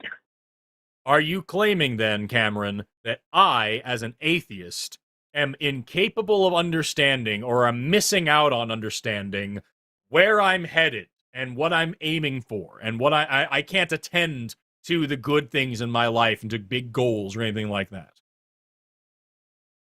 No, I think you definitely can. And I'd say, like, in that sense, everybody has a God, whether they know it or not, because your attention is worshiping something. Like, okay, so that's not worship. The best way to put it. So in go ahead and clarify, because I was about to ask you to clarify that. Sorry, go ahead. I was about to ask you, are you saying that worship is just anything that you pay attention to? But it sounds like you're about to clarify that, so please clarify that, because that sounds really silly. I think it's how you bind your attention together. It's the value behind your attention, right? And there's nested hierarchies to that, but it's what sits at the top. Would you say that you're not saying anything. This is all nonsense. Would you say, Cameron, would you say that I worship food because I give it a lot of attention in my life? It's a major part of every single day. If it's at the highest thing in your hierarchy, then yes, but I doubt it is. I bet there's things you care about more than food. There are many of them. There are many things I care about more than food. So then in this case, the thing that you're claiming I worship is the ideals for which I live and the ideals that I pursue in my life and the reason why I do what I do every day. And I'm sure you've looked into like the Alex O'Connor, Jordan Peterson debate sphere or something like that, or maybe not. But if you're into the religious questions and the religious argumentation of today, I'd highly suggest looking into it just out of like, this is where I think a lot of people are at. Are they going to be as incoherent as you've been with us, Cameron? Or are they going to be like, are they going to give us... If you find this completely incoherent and not at all stimulating and then yeah. The reason I'm going to tell you why I don't find this. I'm going to tell you why I don't find this stimulating. Actually, I listen to Alex O'Connor. I find his conversation a bit more stimulating than this. The reason I don't find this stimulating is you consistently. He's way more articulate than me. I'm not playing. Okay, it's not about being articulate, Cameron. You are vague. You're being vague on purpose. We'll ask you something, and we'll say, "Well, what does this mean?" You'll, "Well, this sort of means what it means." You won't tell us what it means. Sorry, you just sort of reassert. I'm genuinely not trying to do the that. thing you said. Because I'm genuinely and it's trying just to sort figure of this out. So please help me figure out where I'm being vague, and I can Cameron, let me wait real quick. I just want to be so very clear about this. Here's the interpretation that I and probably most of the audience is getting from this. Religion is important, and we need to keep religion and worship because humans need to have something bigger than ourselves to aspire to. And I call bullshit on this. Value that I say baloney. I call baloney on this. Okay. We don't need some Baloney has been ideal called. value that is religious based. My ideal value can be, hey, how can I help the most people as possible? Or how can I, but again, that's not religious based. That's based in pure empathy. My value could be, hey, It's based in what? I missed it. That's just based on pure empathy, which is an evolutionary trait that we develop. An emotion. Yes. Utilitarianism is not just based on empathy. That's not utilitarianism. That's not utilitarianism. That would be emotivism. I thought you listened to Alex O'Connor and Jordan Peterson. It'd be emotivism. Wait, how to help the most amount of people? Yeah, but hold on. If we're talking about emotions, that's emotivism. Like if we're talking about the basis of things just being our emotions. You said your highest ideal is to help the most amount of people. I said it could be. I said it could be. This is like, you're not listening. I don't know what we're doing. We also acknowledge the fact that just a minute ago you were getting all fucking like really serious about like saying, well, this is philosophy, and now we are literally just acknowledging the fact that all we're talking about is philosophy, and your entire thing is what you're calling worship is just an individual's philosophy and their outlook on life, and that's the values that they hold, and so that's the things that they're going to do, and you're calling that worship and then tying it to religion. Like, can we just acknowledge the fact that's where we're at now? I think for it to properly be done, it needs to be worship. I think people can do it without it. But what you are calling worship, Cameron, what you are calling worship is just somebody's philosophical framework and what they care about. I believe it. My philosophy, the philosophical schools that I ground myself in, that I like the most, that I base my worldview around, everything that I not like I try to, just where I find my home at, is cosmic nihilism and ancient stoicism. You put those two together and you get this view that nothing matters at all and your fate is your own and you have to do your best and try to make the world a better place. That's what I do every day. You are now claiming that because of this, that what I am doing philosophically, the way that I think about the world, is a form of worship. That is me worshiping when I go out and donate to a food bank, or I get here on this call-in show to try to help people break free of religion, or I go to school and I learn science and I publish stuff and like that. This is all me worshiping. And no, I don't think any reasonable person who heard the word worship would think that that's what that word means. You are twisting that word to mean philosophical outlook and doing what matters to you. And you're trying to do that just so you can hold on to this word religion when what you mean this entire time is philosophy. And I don't think anybody says we should get rid of philosophy because it's literally just how you think. I think thinking is good. I don't think religion is good. I know, but I think if you see what people were doing when they were worshiping, it was at least a different way of trying to do the same thing. And right in philosophy, when I or just about anybody else using the word worship in normal colloquial ways, if anybody, I dare you to go out tomorrow, ask a random person, what does it look like when someone worships something?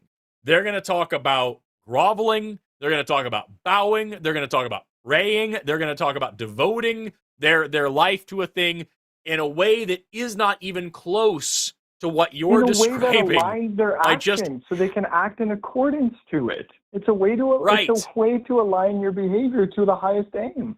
That's like that's what people are doing when they go to church. When you are talking about worshiping, I'm not trying to be difficult. I'm trying to figure this out.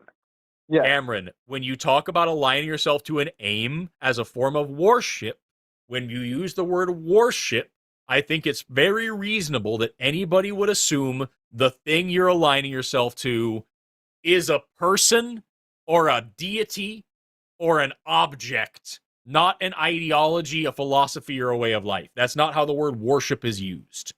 You wouldn't say God has wrapped around it, and I wouldn't use this language, but a form like an ideology, a set of ways to behave.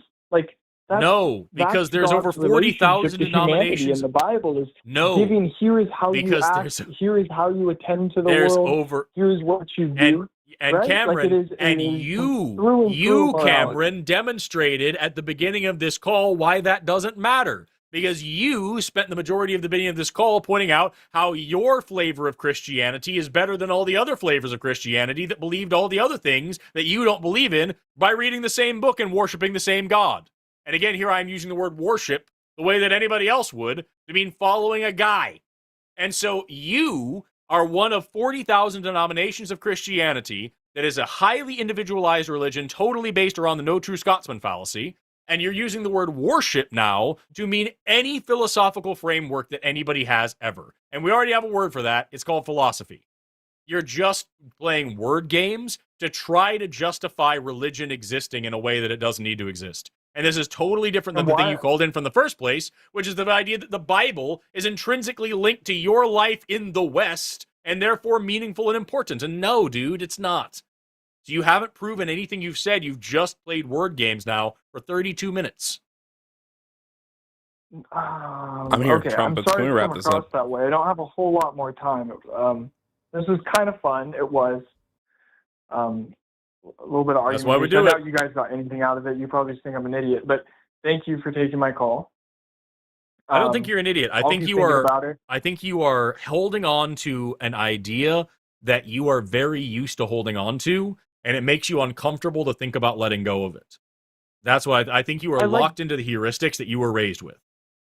I don't think you're an idiot. I think you were. I let go of it for a while, a long time, and it was scary. I don't know what you mean by cosmic nihilism. I don't think I'm familiar. I know what nihilism is, though, and that's kind of what I fell into, right? And I think what a lot of people fall into. If it's scary to let go of religion, you didn't truly let go of religion. I just want to throw that out there. That's a good point. Okay, well, wait. Help me think through that then. Okay. So if I fell into nihilism, you can call back. We don't need to get it all in one call. We don't need to cover every topic in one call. You can call back. Yes, we do. Right, yes, enough, we do, Arden. No. I can leave. Okay. If you guys got more people to get to, I know you've been on for a while. Thank you so much. Thank you, Cameron. Take care. Arden said, "It's okay. It's all right." But Arden, you recognize what we're about to go into, right? Yes, and that is exactly why I needed us to move on so we could just rip the Band-Aid off, okay? I don't want to do it. It had gone on so long, I stopped hearing worship and started hearing warship. I think that's just my accent. Boat with cannons. I get comments on that a lot. I get the word worship because of how I pronounce it in Oklahoma. And my dad was from Austria, and I still sometimes say onion and oven weird instead of onion and oven. You know what I mean? Because I have that in the back of my mind, too. It's just me. You're just making fun of me, and you're so mean.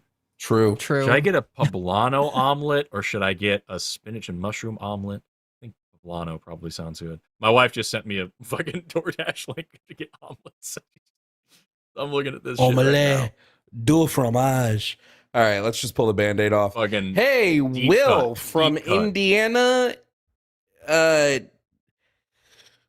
Will, welcome to the show, I guess. I don't know. Will, what do you want to talk about, Will?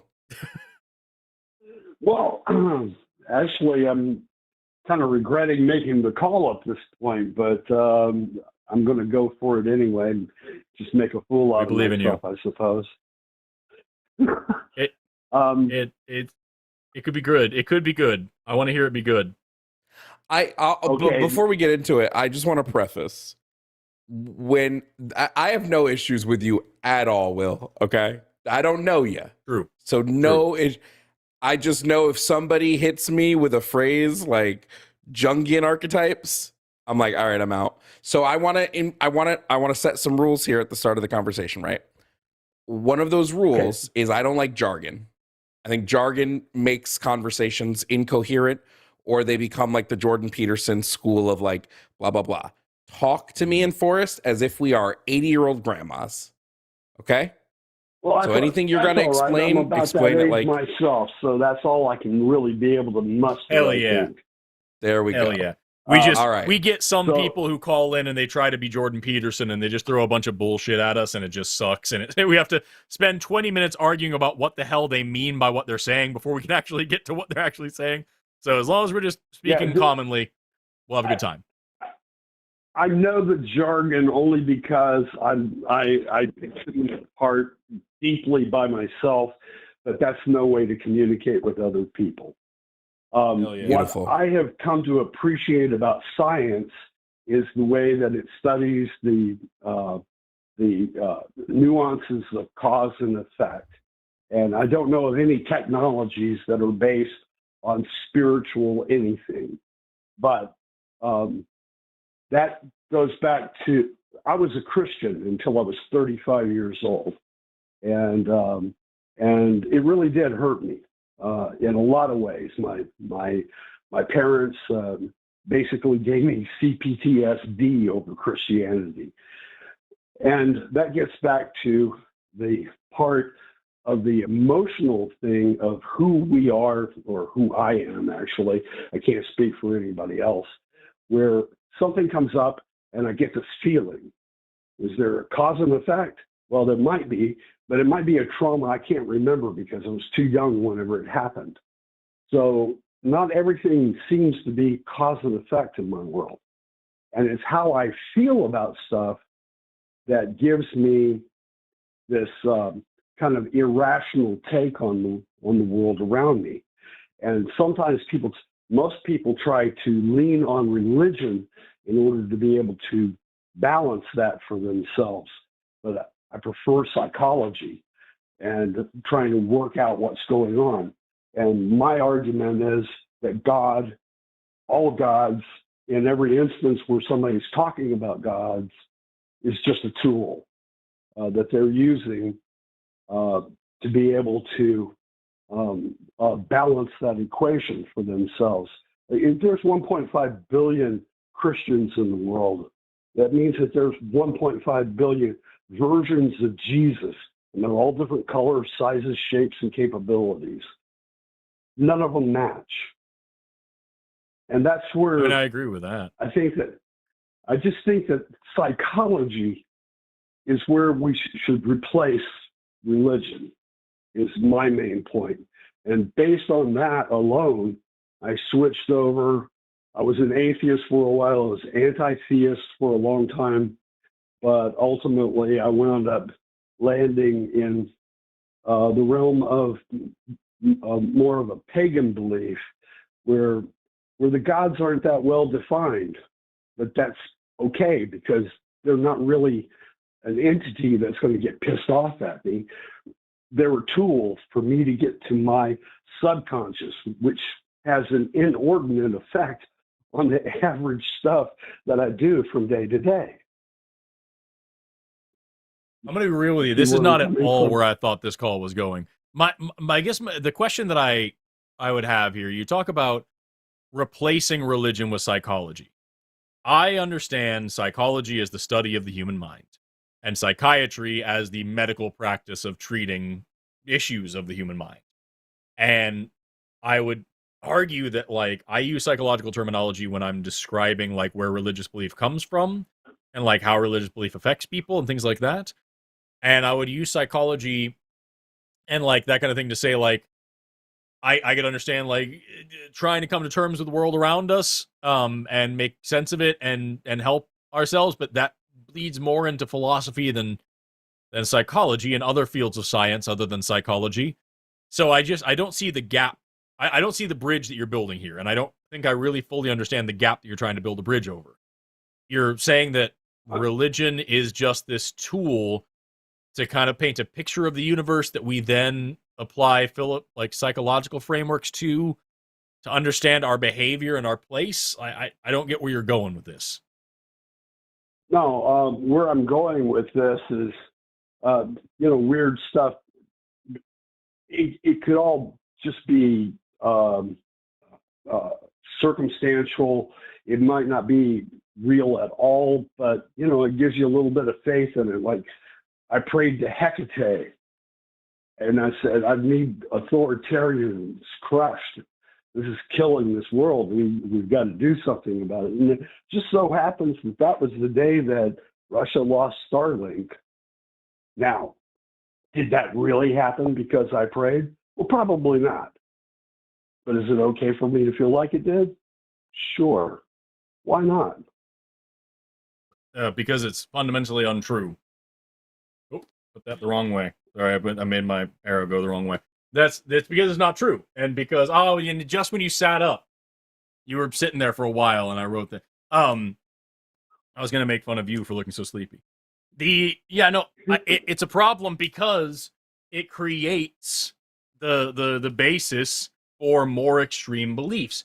When people, somebody died and then it rained the next day, and somebody says, okay, well, now I'm just going to live in this post hoc ergo propter hoc fallacy of this happened and then that happened, so this must have caused that.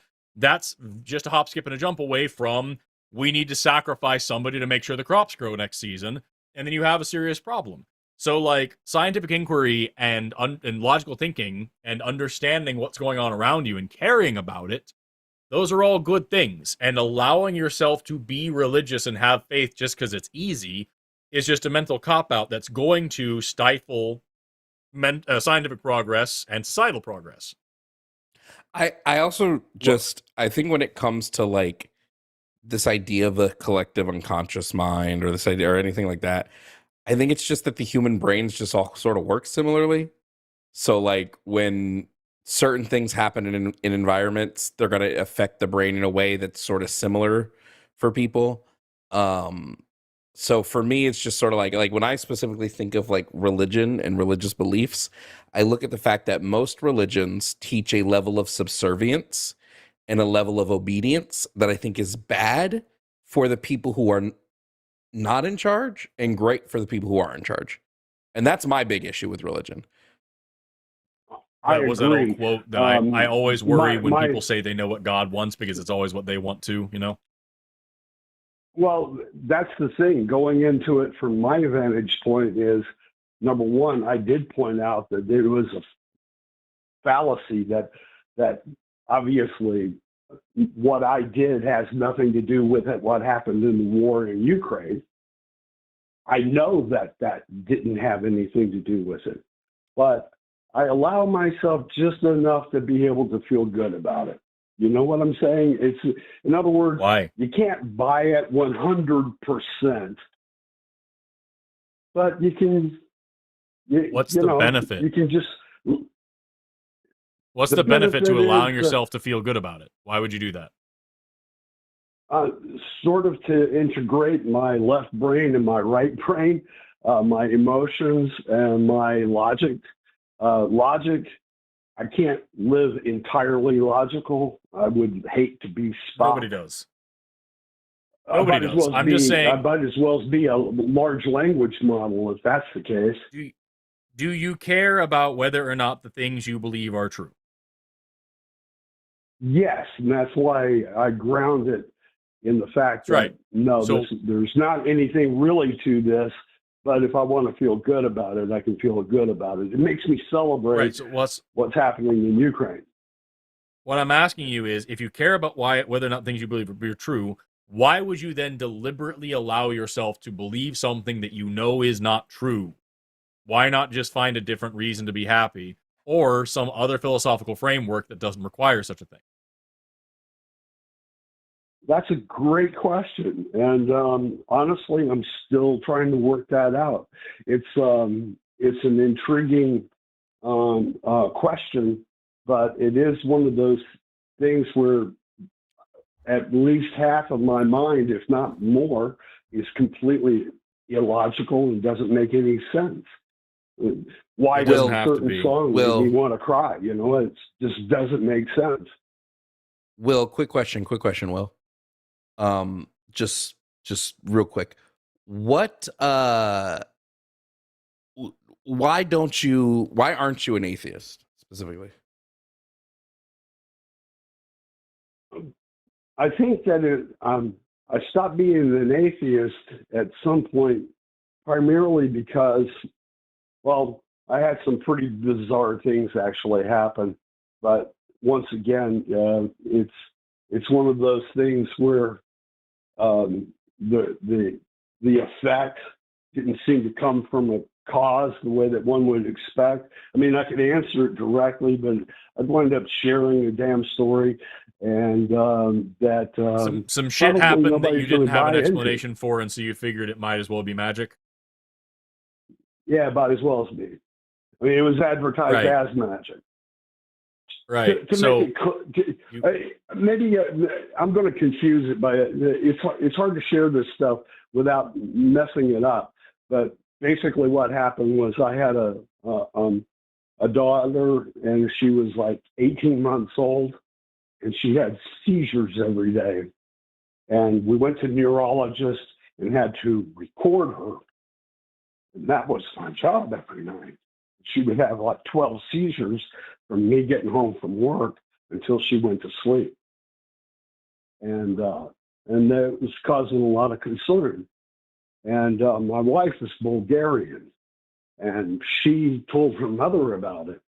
And she took it to the Baba in the village, and they did some stuff. I don't know what all was involved, and sends back this envelope and asked me to throw the envelope into a river that runs into the ocean. She goes, I know you should disagree with this sort of thing, but please do. And so I went ahead and I did that because I want to make my wife happy. And when I got home, I set up the camera, and my daughter never had another seizure. I never recorded anything more. The doctors had no answer for it.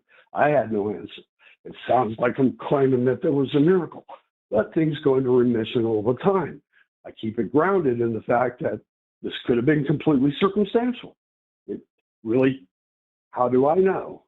But then again, how do I not know? I don't know. So, right. But what my question to you here, Will, why not just leave it at I don't know? Why then invent not just a magical explanation for that, but now you are also allowing yourself to connect magical events to all sorts of other things that you consciously are aware are not magical, but you're just allowing yourself to believe all these things. Like, I can say there's shit that's happened to me that I can't explain, but then I just say I don't know. And like you even said, things like this go in remission by themselves. Things like this happen all the time. I'm not saying it's likely. I'm saying that you don't know, and I don't know, and I don't even like. You could just say I don't know. I think, like most people, Will, you get comfort from religion.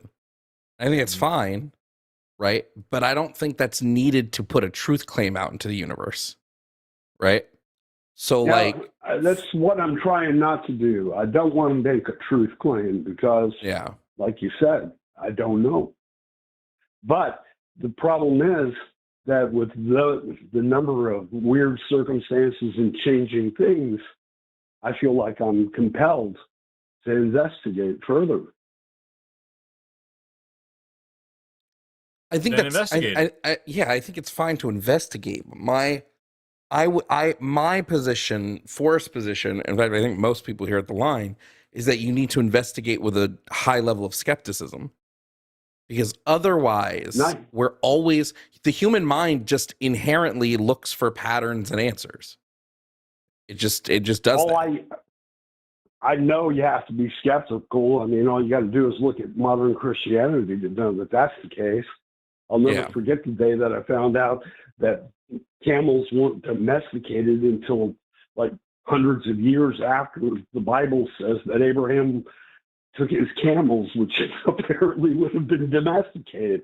It's like, well, how in the hell did you have camels if they weren't domesticated yet? There you go.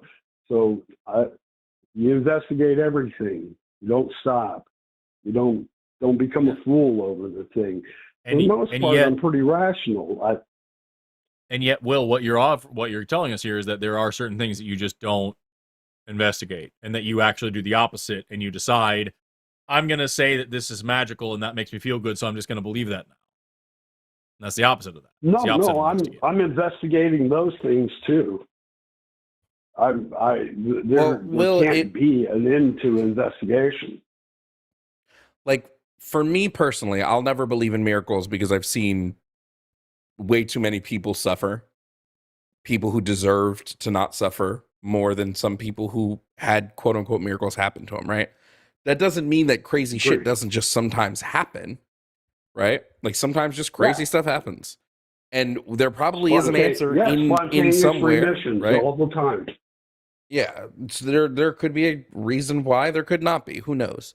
But it appears like we're pretty much in alignment, at least on our core like beliefs on theism for the most part. Will, I know you waited a while to talk, so I'll let you, if there's anything else final you want to say to Forrest or myself before we end the call and end the show. But yeah, if there's any like last things you want to say.